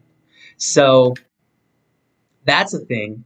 So these are barely a brown dwarf. They might like a single atom of deuterium might fuse. Like they suck. So. Yeah, so that's all the brown dwarfs. Then we just got planets, and this episode is about stars, not planets. So we will not continue down the scale. So yeah, let's move on to the stellar remnants.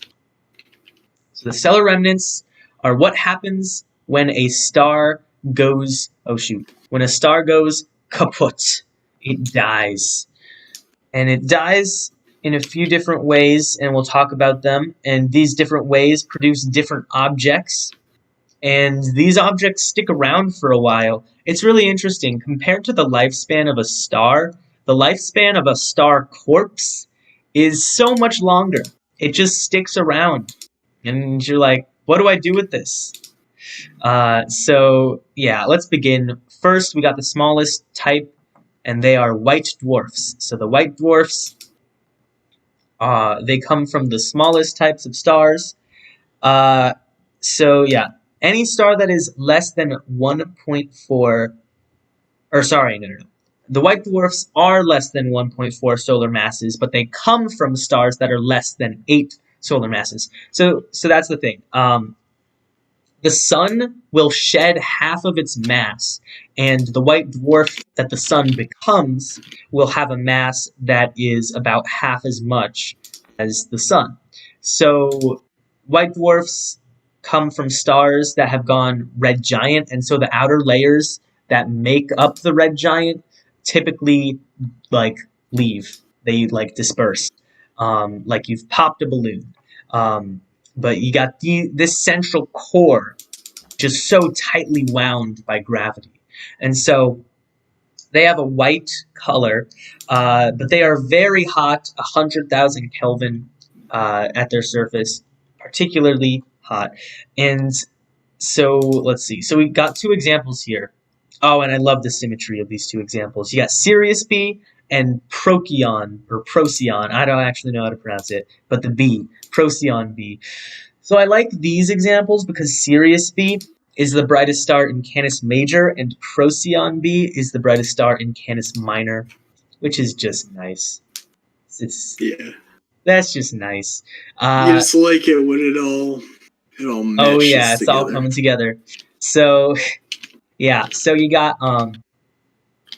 so the really interesting thing about white dwarfs is that they are planetary sized objects, but they have the masses of stars in them. So if you ever see a picture of the Earth compared to the sun, like think about all the mass in that sun. Now take half of it and cram it into a space about as large as the Earth, and that is the white dwarf that will form after the sun dies. And that means that they are incredibly dense, like the stuff is so tightly packed. And the reason they don't collapse further is interesting. So stars rely on hydrostatic equilibrium, as I said earlier, to maintain their size. So that is, gravity is being counteracted by an active force, and that active force is the energy generated by nuclear fusion. But white dwarfs, they stay apart on something slightly different, and that is what is known as electron degeneracy.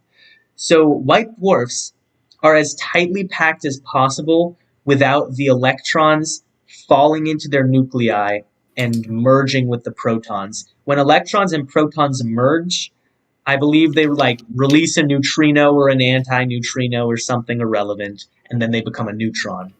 And when that happens, you get a neutron star. So these white dwarfs, they're like hanging by a thread because you don't have any like nuclear fusion or anything to keep them supported. They're just so tightly packed that the electrons are physically like being repelled by their fellow electrons, you know, and so the electrons are so tightly packed and the protons are so tightly packed and they don't want to be merged together.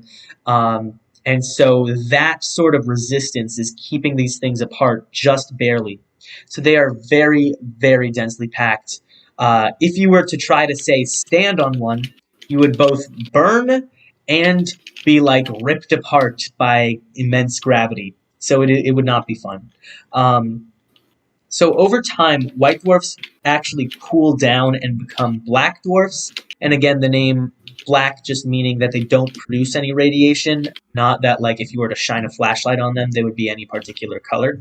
And so these things, they just sort of dim over time. But the amount of time it would take for a white dwarf to dim is so long that it is longer than the age of the universe. So we do not have any black dwarfs to draw examples from.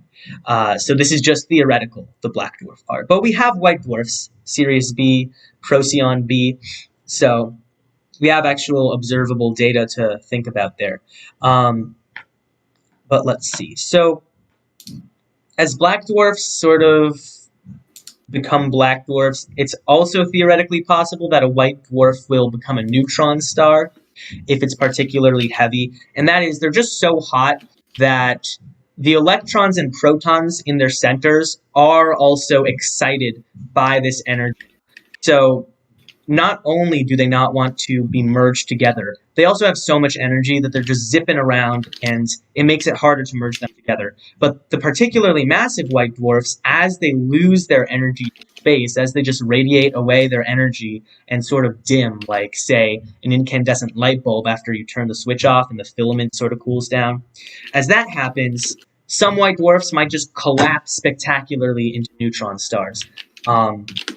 Other events that can turn white dwarfs into neutron stars are when two white dwarfs collide just by unfortunate circumstance. If they collide and like spiral together in a death spiral and just boom, they'll become, twice as massive theoretically, because you got two white dwarfs.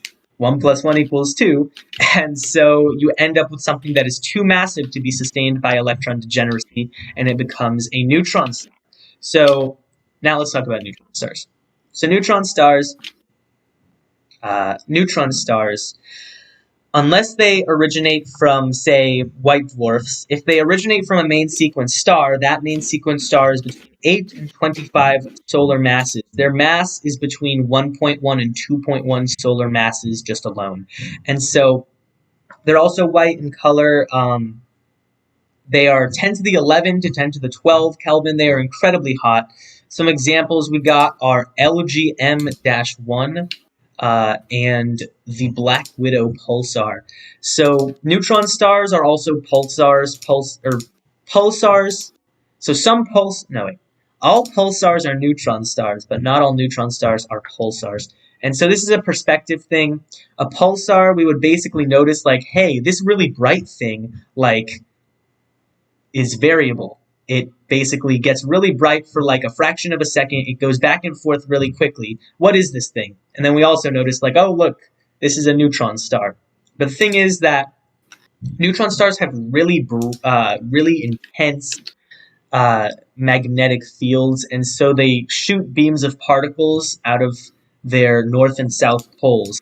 And or not poles actually, because they rotate on a different axis. Just like how the magnetic north isn't true north, right? Same thing here. So if you have that magnetic north occasionally facing Earth as the object rotates, then you'll get a pulsar. And so that's what pulsars are. So neutron stars are only a few dozen kilometers in radius, and as they come from more massive stars, right, instead of having a core filled with helium that sort of condenses into a white dwarf, you have a supernova, which is particularly destructive, but it also comes from, like, these heavier elements. So, like, you've got your magnesiums, your titaniums, your irons. All of that is in there, and so it's a lot heavier, a lot denser, and so it gets to the point where electron degeneracy is overcome. And so what that looks like is the electrons are pushed so closely together to their fellow electrons that they're like, I cannot handle this anymore. And the protons feel exactly the same way. So they form like an unholy union. The electron merges with the proton, like 1-to-1, and it releases a neutrino, which is like a very non-massive particle that is essentially irrelevant. It only exists to make the physics equations look right, but we have observed them, and they are real things, but they started off as placeholders. Neutrinos are really interesting things. But the proton and the electron, right, you've got a positive charge and a negative charge. When they come together, you get a neutron with a neutral charge, so that makes sense. So this happens all throughout the neutron star as electron degeneracy fails, and as the first pieces start becoming like fully neutron, it sort of makes it denser, which makes it harder for the other electrons and protons to survive. So it's a cascade effect, and everything just collapses into a neutron star, and it's just a ton of neutrons. The outer layers may have more protons and electrons in them, but for the most part, you've just got a big, dense thing of neutrons held together by gravity. If you think about it, neutron stars are technically the largest atomic nuclei. They, like, if you think about it, they are atomic nuclei because they're just a ton of neutrons held together. When we think about matter, right? When you think about, like, oh, this phone is made of, silicon, other things. say this is just a block of silicon. I mean, there's also gold, I know, copper probably, silver, stuff like that. But say that this is just a block of silicon, right? It's actually like 99% empty space because you've got electrons orbiting those little silicon nuclei, and this separates the atoms. And so the difference between a white dwarf and a neutron star, if you think about the size differential here, we've got something that's like thousands of kilometers wide versus something that's dozens of kilometers wide, maybe a dozen kilometer wide. And the reason for that is that we've just pressed out 99% of the space, because 99% of empty space, right? We've just removed all of that empty space. So that's really interesting. It's like making maple syrup from sap, you know? You get like a gallon of tree sap and you boil it and it becomes like a single spoonful of condensed maple syrup. That's kind of what we've got here. Only a spoonful. Only a spoonful. I don't really fully understand that reference. I'm hoping that it's nothing. It's nothing bad that I would regret saying. So No. let's see. So yeah, neutron stars are interesting. If you were to stand on one, right? Again, you would both be crushed and burned to death, but in a much more spectacular form, because it will be more severe, because these things are hotter and denser. Also, something interesting that might happen if you fly near one is that like your atoms might get rearranged by the like the magnetic field. So the magnetic field can sort of warp atomic nuclei into like straight lines. It's a weird sort of thing that happens sometimes. So you don't want to go near these.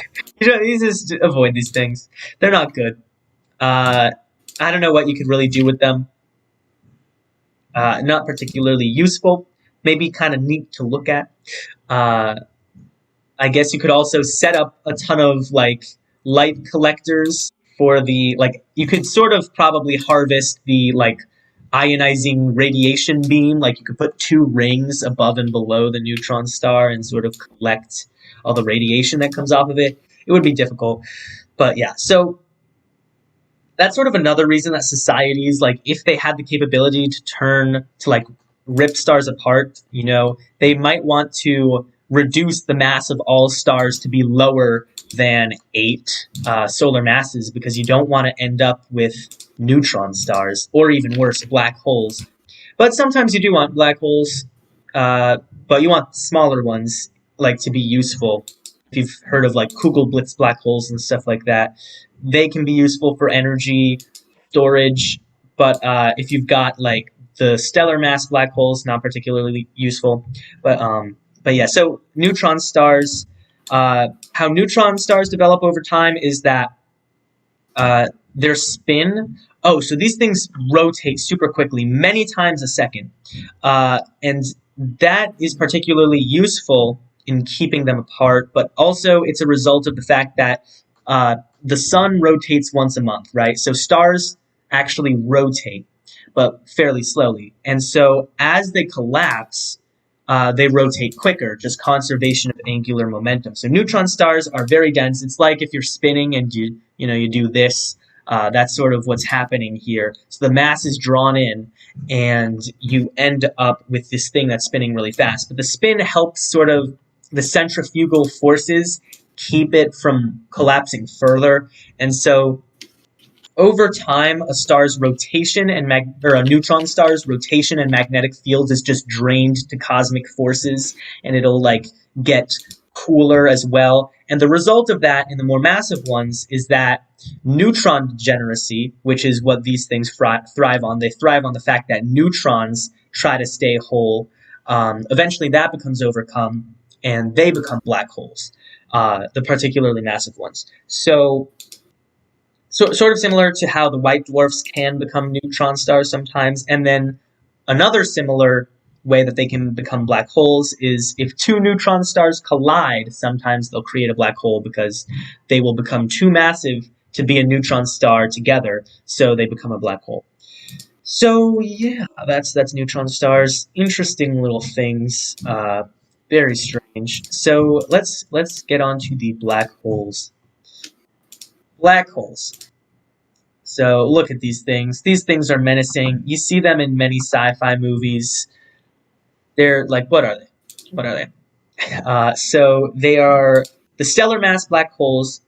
They are more than 2.1 solar masses. Their color is black, and that is because they are so massive, they absorb everything, including light. Their temperature, I hit the Alt key and then slid across my keyboard to get a ton of weird characters, because their temperature is kind of undefined. Yeah. You don't really have a temperature. Black holes are really strange objects because they act like individual particles. They have a mass, a charge, and a spin. That's it. A black hole has no other features than a mass, a charge, and a spin. You can't say like, oh, this black hole is made of silicon. Even if you throw pure silicon into a black hole, like you make a black hole entirely out of silicon, it won't be made of silicon anymore as soon as it becomes a black hole. It just is. It's the singularity, and then the singularity has the event horizon around it. Very strange objects here. So the origin come from stars that are more than 25 solar masses in mass, or from neutron stars that collide. They're about a kilometer wide, so even denser. And one example here we got is V616 Monocerotis. I think that's the closest one, right? Still a few thousand light years away, so you don't have to worry about it. A good distance. A good distance, yeah. So black holes. I mean, black holes can sort of have a whole episode on their own, because like they were theorized by Einstein, and everyone's like, "You're crazy," and then they discovered them, and they're like, "You're not so crazy," and so yeah. And then there's also Hawking radiation. It's too much to cover in the scope of this video. But the point of black holes is that, so first, right, we got the white dwarfs. The white dwarf survives on electron degeneracy. And we've talked about what happens when electron degeneracy is overcome, and that is a neutron star. So neutron stars thrive on neutron degeneracy. And what that comes from is that neutrons and protons are both made of 3 quarks each, but neutrons are made of 2 down quarks and 1 up quark. And so these quarks are held together by gluons, and it's just a lot of standard model, really quantum physics stuff here. And so the quarks like to stay in these little triplet groups. That's how the strong force works. The strong force is designated as having color charges instead of positive or negative charge, like electromagnetism would have. They have red charge, green charge, and blue charge, and all 3 of those want to come together to form like white in a computer scheme. So you can also have like 2-part systems. Those are called mesons, whereas neutrons and protons are called bosons because they're made of 3. But the 2-part systems are made of, say, red, anti-red, which if you were to think of it like a computer, that would be like red and cyan, because red and cyan overlap and form white. So that's sort of how strong force operates. But neutrons want to stay individual neutrons. But if there's enough mass and enough pressure like tacked onto these neutrons, they will collapse further. And it's sort of a question of what happens here. Like, do they become like a soup of quarks? No one really knows, because once neutron degeneracy is overcome, the thing is so massive and it gets so dense that it just becomes a singularity and a black hole. And you can't see what's going on inside the event horizon, you know what I mean? So you could have, say, another sort of structure that's like a centimeter within the event horizon, but you would have no idea, and you never could have any idea unless like you instantly, like you'd be the only one to know. If you want to know what happens inside a black hole, you are the only one that can ever know, because, you can't escape the black hole. It would be interesting to have a like sci-fi short story where a scientist is like driven mad by wanting to figure out what's inside of a black hole, and so he like jumps in and he figures it out, but of course nobody else can, because that is how black holes work. But yeah, so let's see. What else? So over time, black holes will eventually radiate away all of their mass in the form of Hawking radiation. So Hawking radiation starts off very small for stellar mass black holes. It's like it releases like a watt every century. Like it's something stupid. Like it is not an energy source. They are just bad energy sources. But the problem is they are leaky if you think about it. People think of black holes as like nothing can enter or exit, but black holes do leak away their mass over time. However, that mass is like completely homogeneous, so you've removed all information. So it's just like if you throw in, you know, the manuscript of Shakespeare, right? You'll get out just a completely random assortment of characters that mean nothing. That's sort of a metaphor. So black holes, they'll start off just slowly leaking away their mass, and over immense time spans, again, we don't see white dwarfs become black dwarfs because there hasn't been enough time for this. Black hole like leakage takes an even longer amount of time, but eventually, really super long, orders of magnitude, 10 to the 30, something like that, years, 10 to the 30 years, your black hole will eventually get smaller and smaller. And as it gets smaller faster because the Hawking radiation ramps up, it gets more intense, and they will die spectacularly with a release of a ridiculous amount of energy all at once. So that's a black hole. So eventually, with the heat death of the universe, right, you've got all the white dwarfs and neutron stars slowly becoming black holes, right? And then you've got your black holes just radiating everything away as energy. You've also got proton decay, which hasn't been confirmed yet. We've confirmed that if protons do decay, it takes at least 10 to the 33 years to do so, like as a half-life, because we haven't observed proton decay, but people have theorized it. And if proton decay is possible, then everything will slowly become energy. Otherwise, almost everything will slowly become energy, but things like white dwarfs will eventually become these hypothetical things called iron stars, which we haven't included here.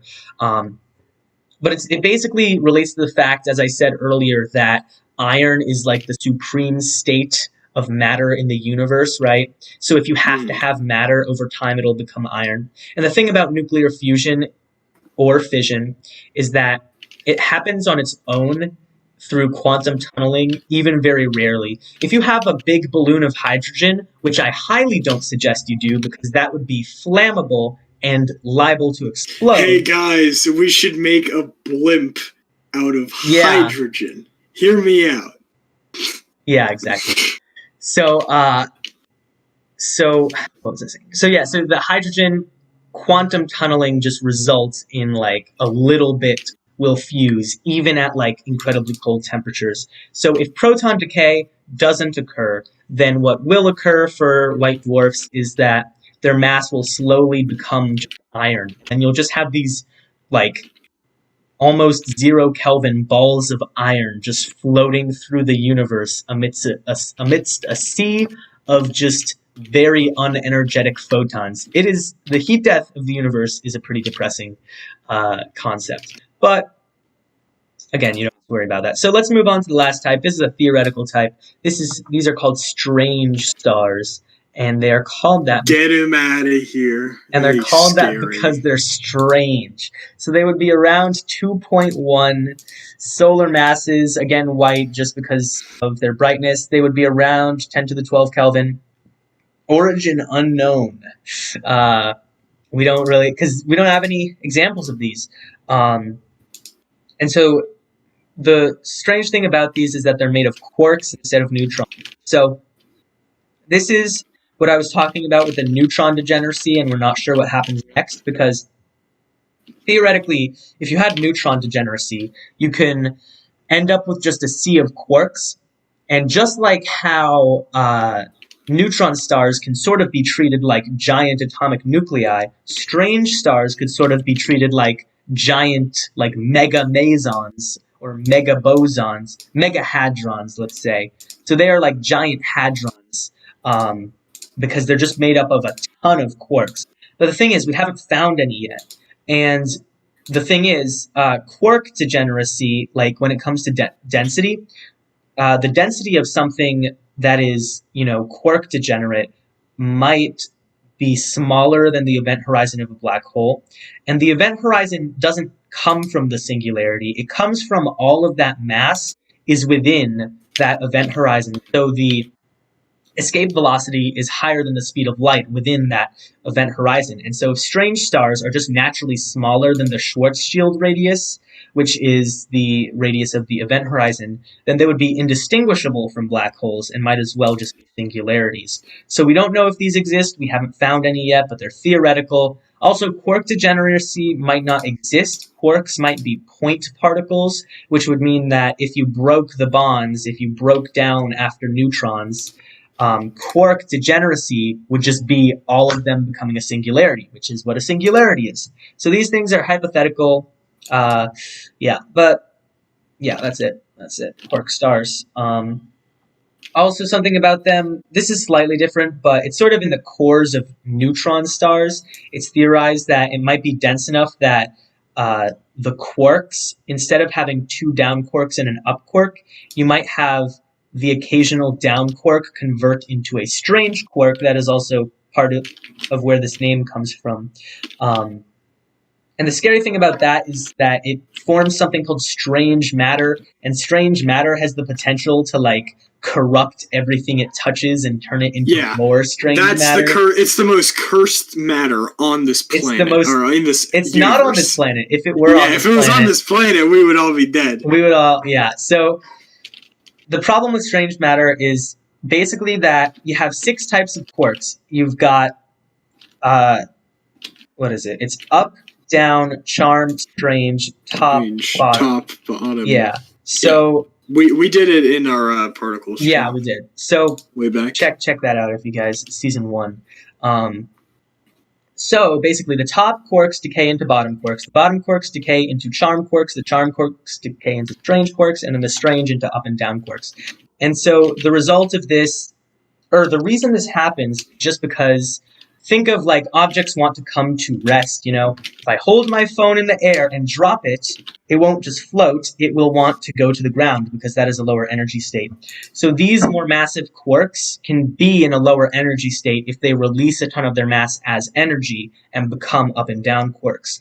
But if the centers of neutron stars are just so highly pressurized, the lower energy state might be to become a strange quark, because strange quarks have smaller radii. So the quarks get denser as they get larger, so they become more compact. And so these strange quarks would be smaller. So it would be a release of tension because it would be denser. Whereas just in normal space, you're not going to get a strange quark or if you do, it'll quickly decay because it's not in a good energy state. But if you have enough strange matter and then you just place it on normal matter, its density might cause the normal matter to fall into a lower energy state by turning into strange matter as well.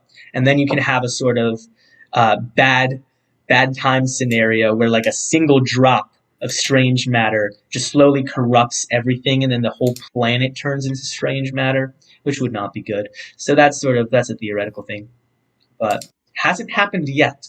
So let's just assume it won't, because it's been 4.5 billion years. I feel like this would be pretty noticeable. So this is just a lot of theoretical astrophysics stuff that's existential, panic-inducing, but also just probably nothing to worry about.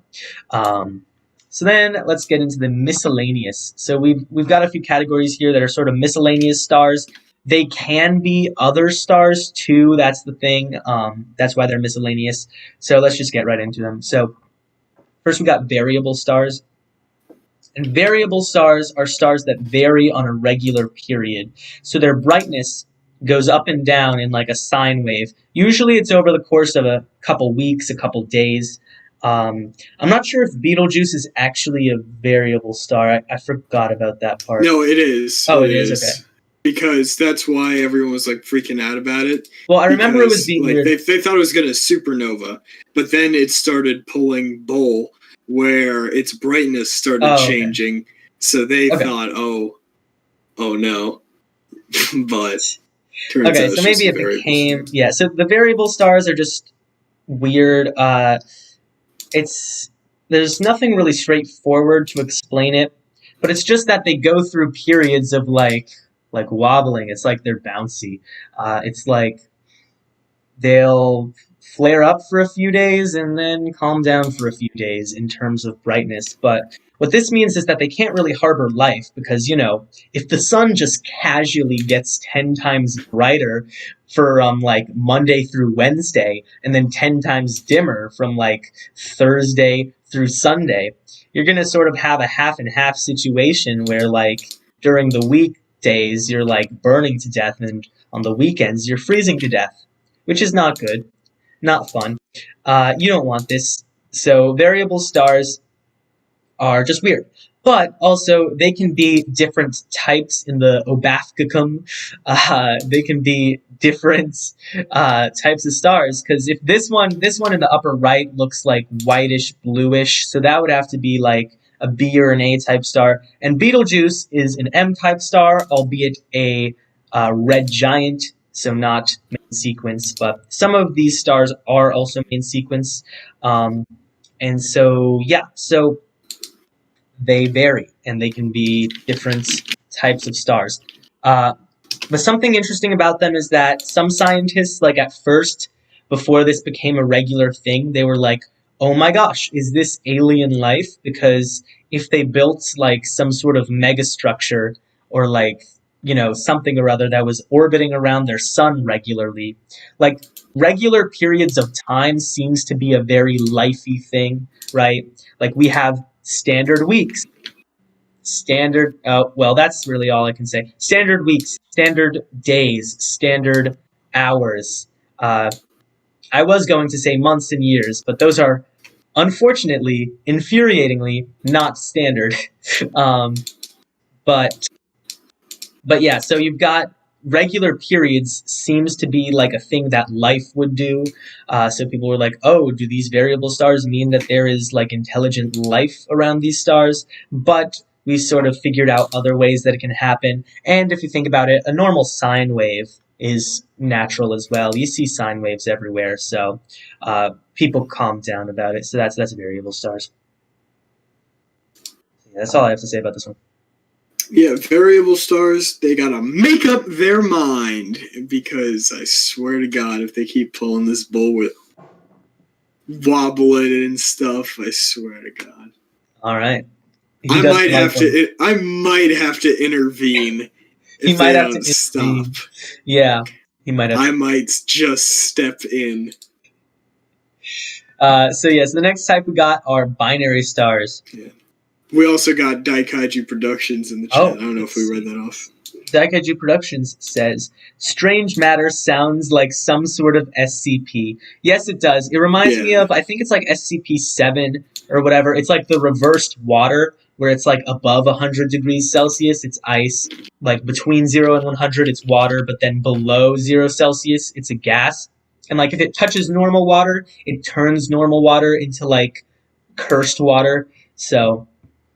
yeah. But yeah, so binary stars, there's also trinary stars, quaternary, quintary, and this is just the fact that stars tend to come in pairs, and they tend to form orbiting other stars. So stars form in planetary nebulae. And planetary nebulae are, smallish systems. You've got a whole batch of stars forming together, right? So it's not like out in the middle of space with nothing surrounding it, a star just spontaneously comes into existence. Stars, they're like triplets, right? They're like, but they come in many more, like they're octuplets, but more than that. So they're like twins, right? And so they're all made at the same time in sort of the same place. And what'll happen is that if two are made just too close together, then they'll be orbiting each other. and they'll stay orbiting each other forever unless, something intervenes, possibly Sebastian, possibly like a black hole just casually meandering through the system, right? So usually they'll just stick together. So these two examples here, we got Alpha Centauri A and Alpha Centauri B, and Alpha Centauri A and Alpha Centauri B, as I said earlier, are pretty similar in size. So this really makes you think of a binary system, they're just one-to-one, sort of like they orbit each other. But then you also have something like Sirius A and Sirius B, where Sirius A is huge and Sirius B is small. But also in terms of mass, it's not like Sirius B is so much less massive, because again, Sirius B is a white dwarf, which just means it's dense. But you can have situations where, say, an O-type star has an M-type star orbiting it. And that's still a binary star system. It's just that it's not as balanced. So you also get trinary star systems, and they tend to form subsystems. So with the Alpha Centauri system, right, if you think of Proxima Centauri, it's not like all three stars are relatively close together and orbiting each other. That would be utter chaos, and that would not stick together. The three-body problem is a problem for a reason. Gravity just does not work when you have three or more things in existence. Gravity likes to have just two things in existence. They orbit each other nicely. But when you grab a third thing, it just throws everything into chaos. That is why Alpha Centauri A and Alpha Centauri B are like 14 astronomical units apart or something and orbit each other very tightly, where Proxima Centauri is like fifth of a light year away. It's just a crazy distance from the other two stars. It's in a 15,000 year orbit. So these two stars, A and B, orbit each other every 70 years. Proxima orbits in like a 15,000 year span, so it's very far away. So since Proxima is so far away, it's able to consider A and B as like one gravitational object, sort of like how the sun is pulling on the Earth-Moon system, and like the moon's able to orbit the Earth, but then the sun is just so much farther away. If they were all three equidistant, the moon would not orbit the Earth. It would be chaos. So then what else? So then theoretically, you can say have a quaternary system where you have two pairs, and both pairs are orbiting the other pair, which is just strange. But binary and trinary are common. I believe it's actually more stars have stellar companions than stars that don't. The sun is actually fairly rare in the fact that it is a lone star, and so we might be like, why is our star a lone star? Why can't we have cool Tatooine stuff, right? And he really likes Tatooine. Yeah, well, that's the only really example that's super prolific. Yeah, true. But if you say Tatooine, everyone instantly understands what you mean. Yeah. But let's see, what was I saying? But yeah, so the problem is that binary star systems tend to be unstable because, if you had another star in our solar system that was just casually meandering through the Kuiper Belt, that would not really bode well for life. Even if it didn't interrupt the Earth's orbit directly, it would interrupt the orbit of, say, comets, and then you'd have a ton of comets being hurled at the Earth, which would not be fun. We already have a bit of this problem with Jupiter, where it's a debate amongst scientists, astronomers. Astronomers are debating, does Jupiter keep asteroids away from Earth, or does it actually fling more asteroids toward Earth? The benefits of Jupiter are not currently fully understood. So that's binary systems. They're interesting. So let's go to the next one. So the next one, those were binary stars. So now let's talk about binary systems. So binary systems are a bit stranger.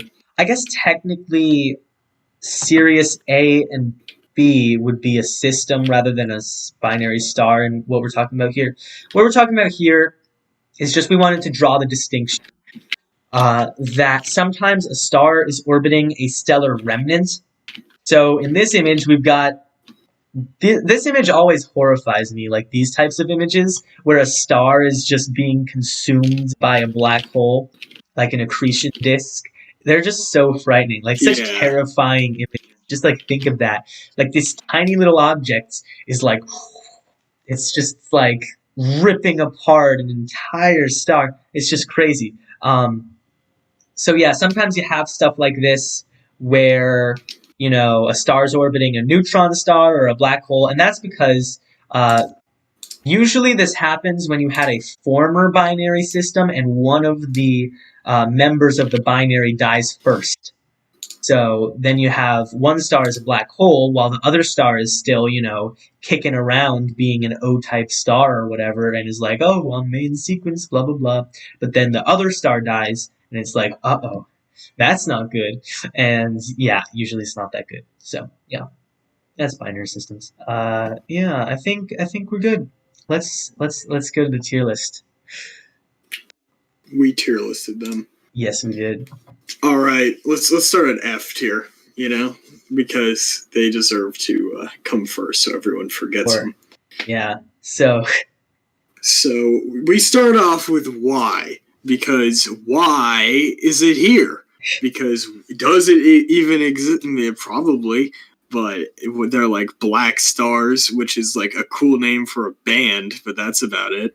Because, are they stars? Are they planets? Yeah. I don't know. I can't see them. Neither can you. And shout out to my boy, one of my favorite stars, UGPS J072227.58-054031.2. Yeah. We went to high school together. Yeah, exactly. But yeah, no, the name's too long. They don't even really exist. They're not good. I like to imagine that you are a stellar remnant. The entire mass of a star is contained within your body. In me. Yeah, thank you. That's how you went to high school together. Exactly. Yeah. So strange stars. So the Y star, the Y type stars, in high school, I can tell you, he was the kid that you just kind of, you never saw, but he was always like quiet during presentations and stuff. He like pissed you off once, because he took your seat. That's where you're supposed to sit.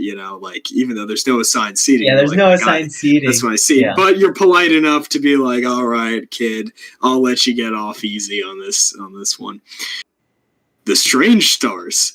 That was the kid that filed down pencils so he could stab people better. The strange stars, I swear, in high school, he put, like, some kids, they pull pranks. They put shaving cream in the lockers, They'll, like, grease the floors and they'll pull the fire alarm. Not Strange Star.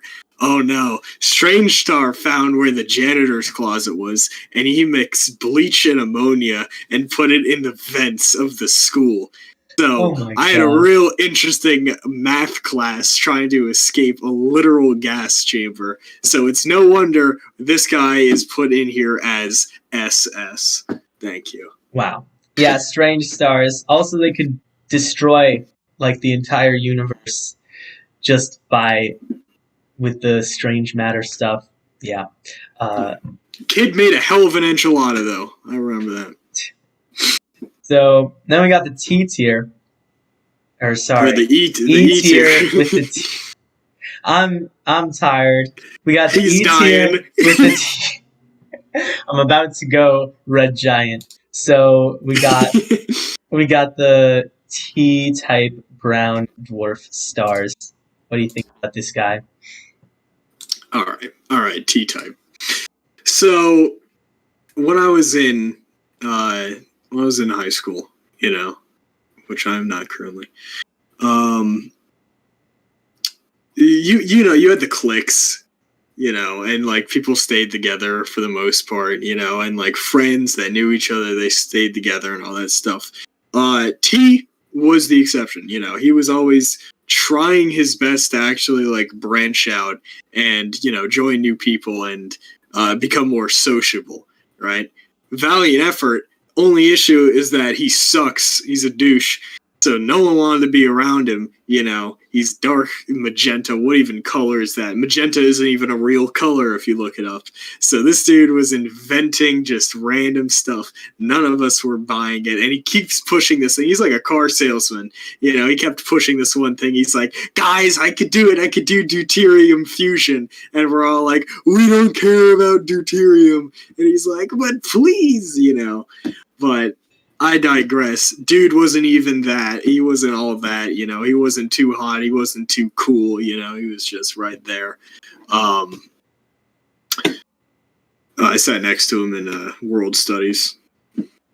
Nice. You see what I did there? It's world studies. It's full world studies.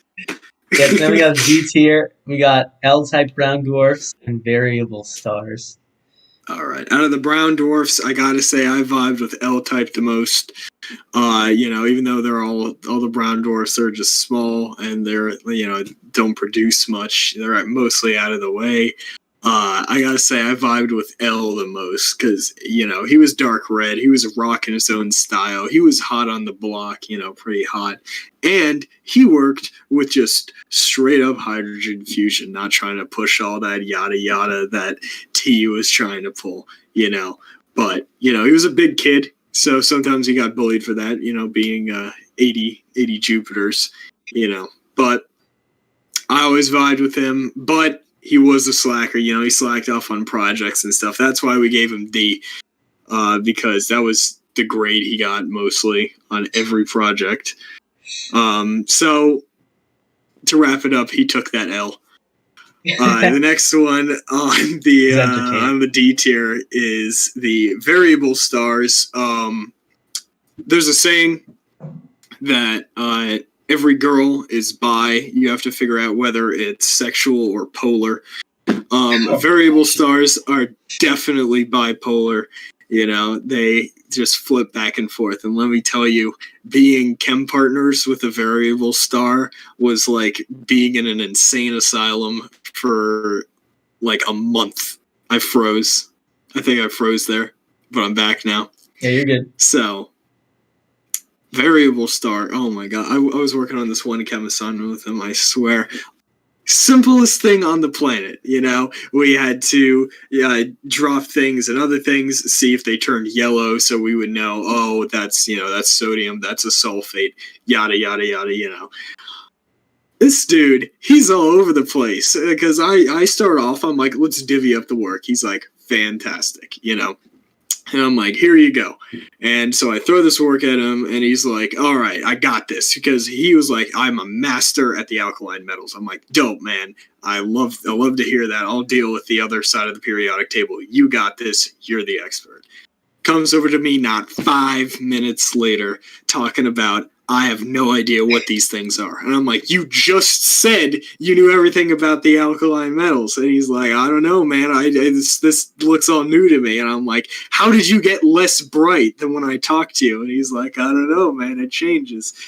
So his brightness, it changed. Yeah. You know?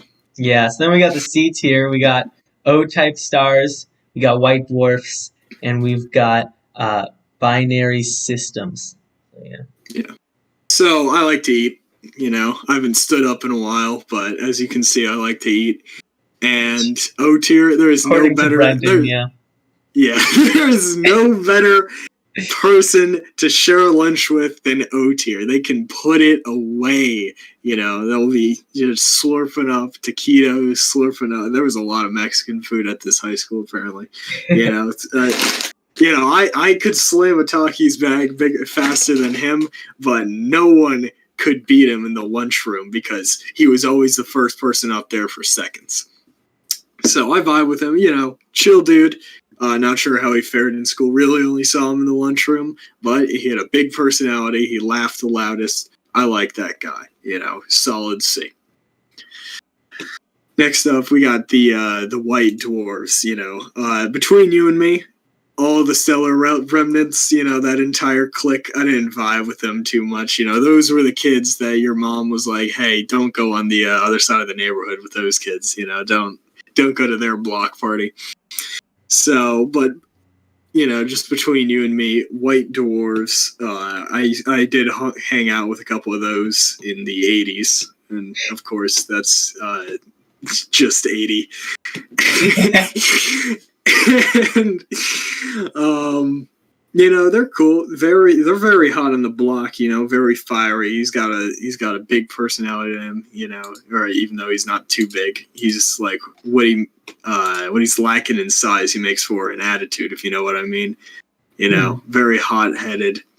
But overall, cool dude. Cool dude. I gotta say. I robbed a gas station with him once. So now we're on to the is this binary systems or binary stars? Binary systems. Binary systems.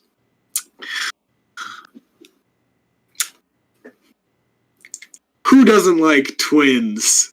I vibed with them. Didn't really talk to him too much, but kind of scary, but who doesn't like a little bit of fear in the workplace?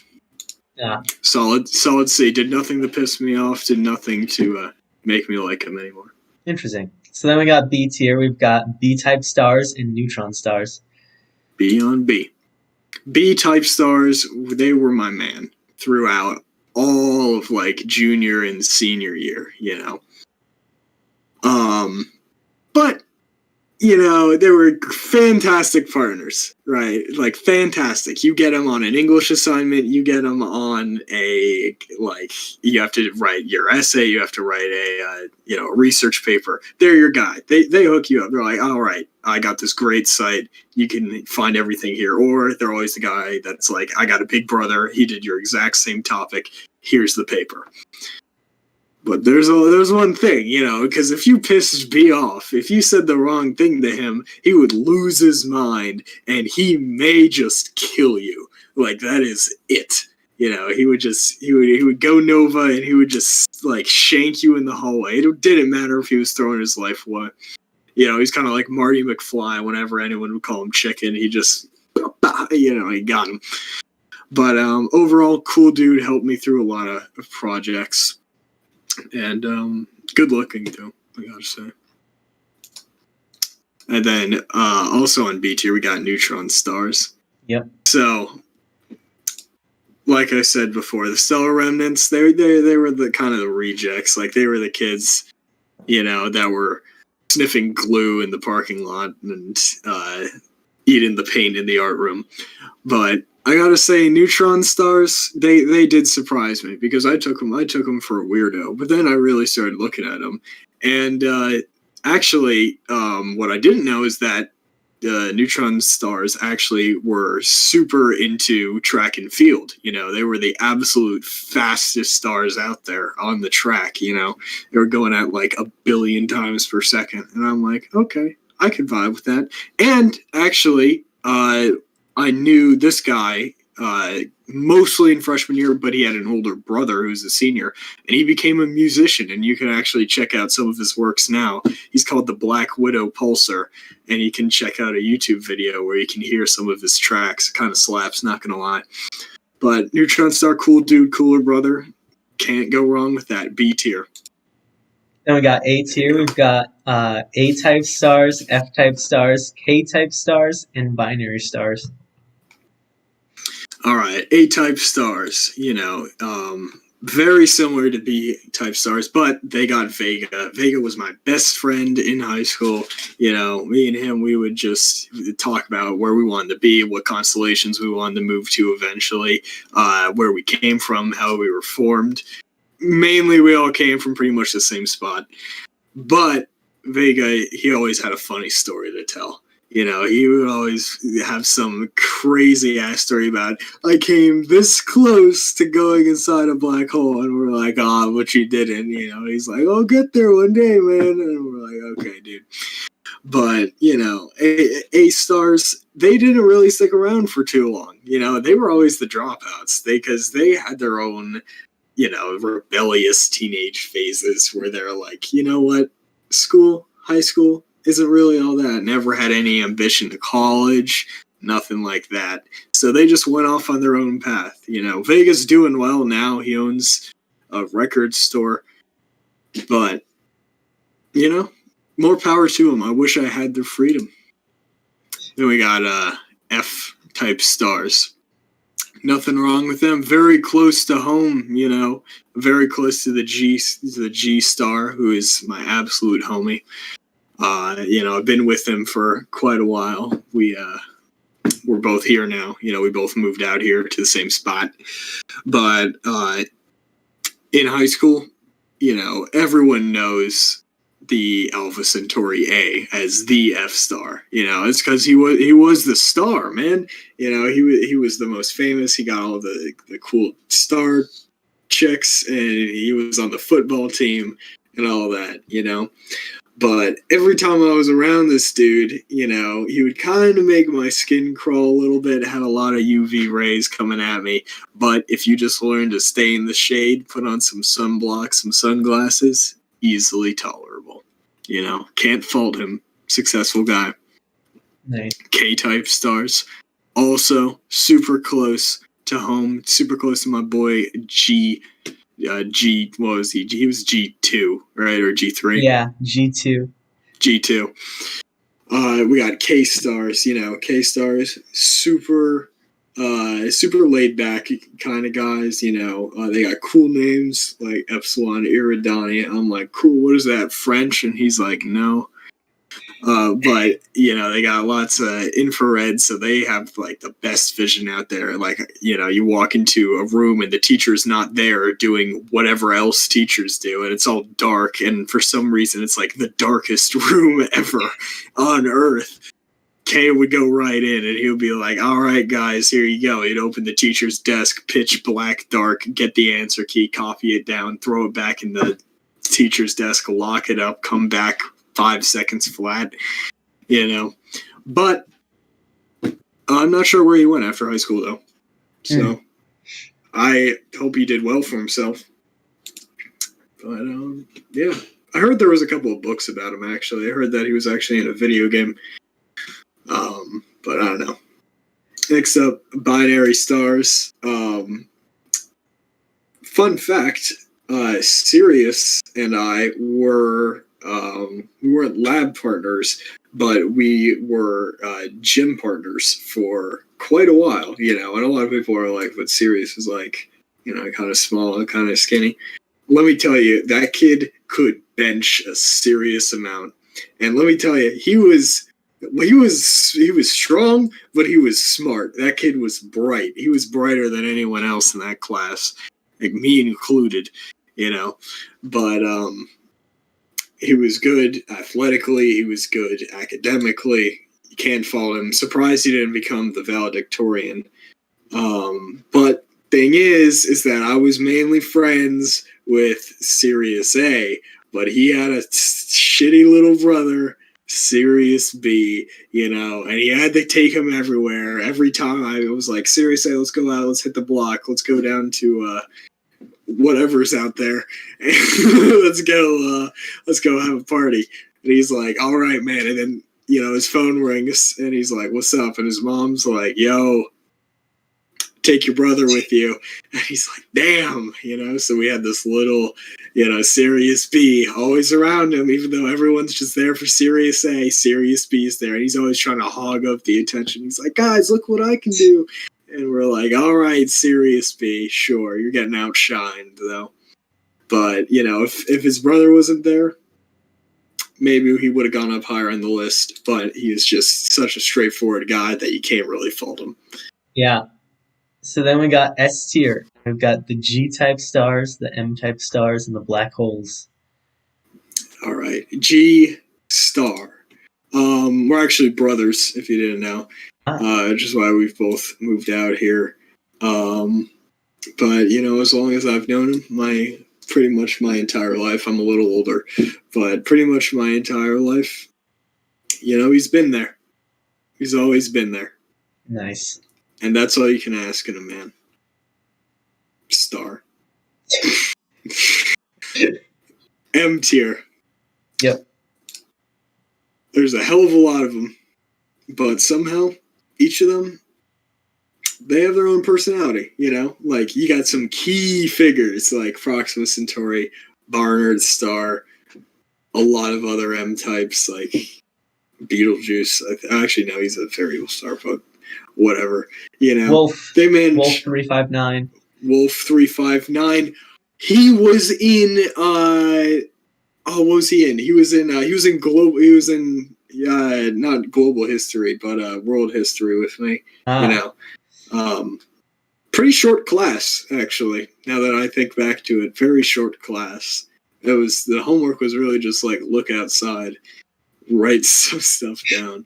But we went to class together. But M types, you can't fault them because I'm telling you, you get them on a project, you throw any work at them, they're efficient as hell. They will just crank it out, bing, bam, boom, you're done. You can rely on them for anything. They're red, hot, love them. There you go. They're actually the coldest out of the Wajapaka, whatever the hell. But you know what? Sometimes you gotta aim low to keep your hopes high. Nice.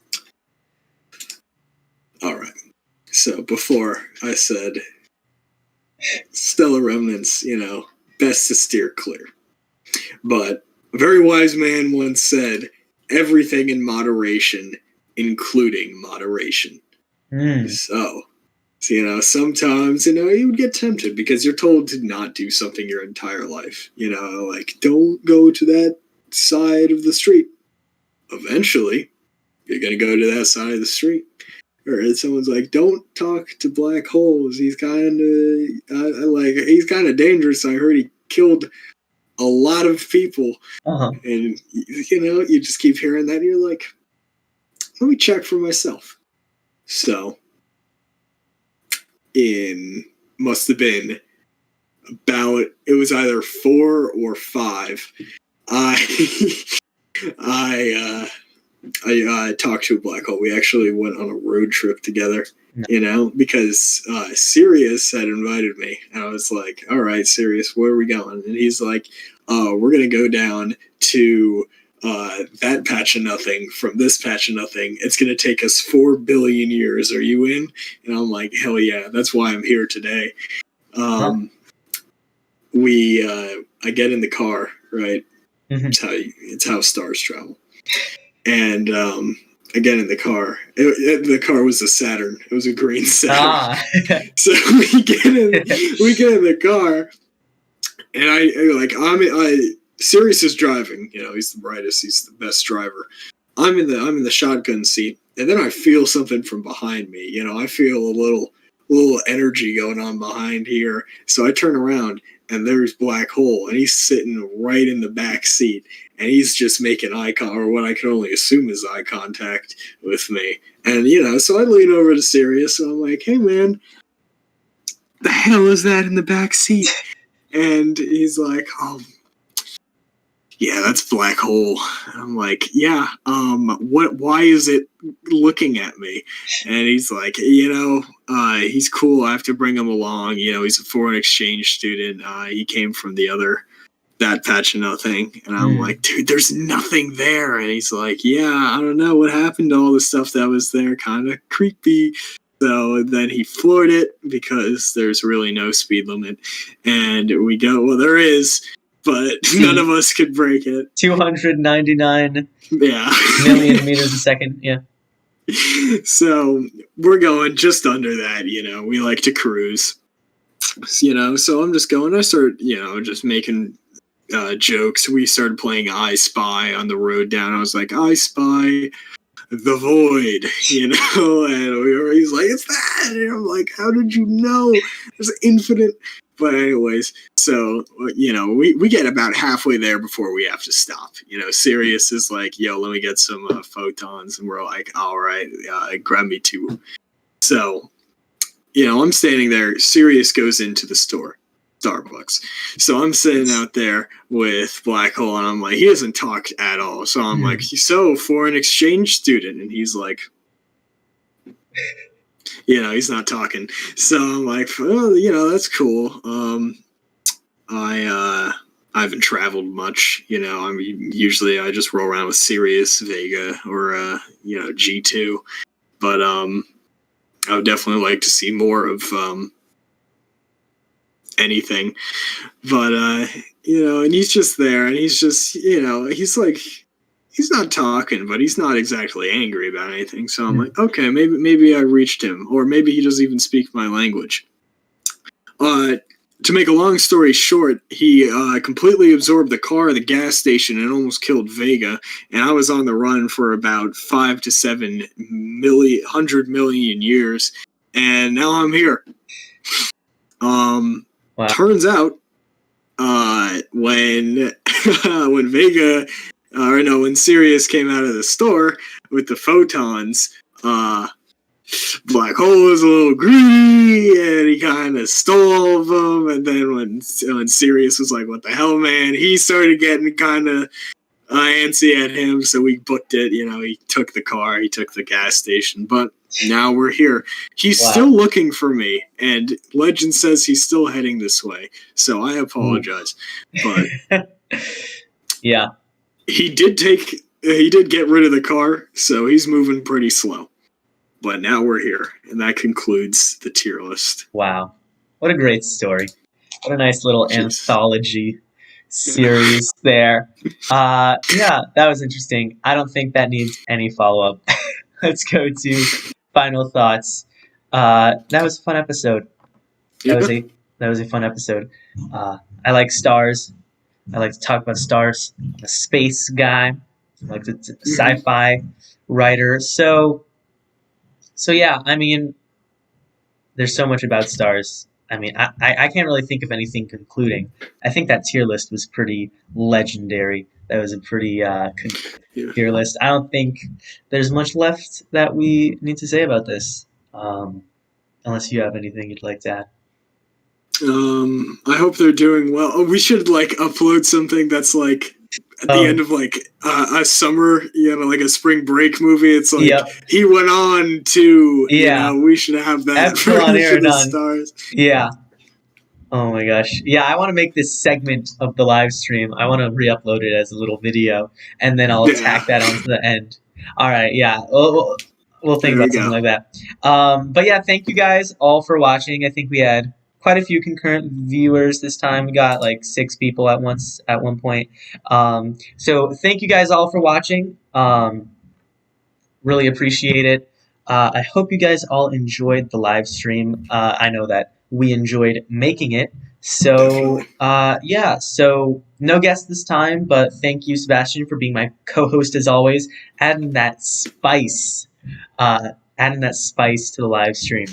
Absolutely. Yeah. So then, next time we'll have a guest. We'll probably be talking about an interesting subject. Of course, it's not set in. Well, regardless of the subject, it will be interesting.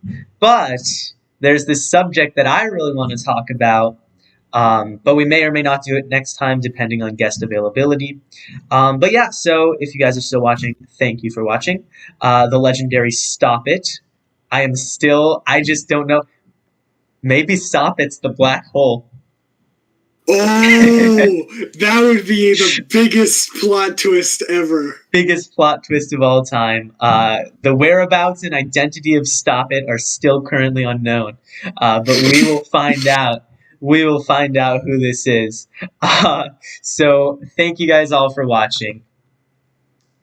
See you guys next week. Goodbye. There we go. All right, 11 playbacks, 6 people.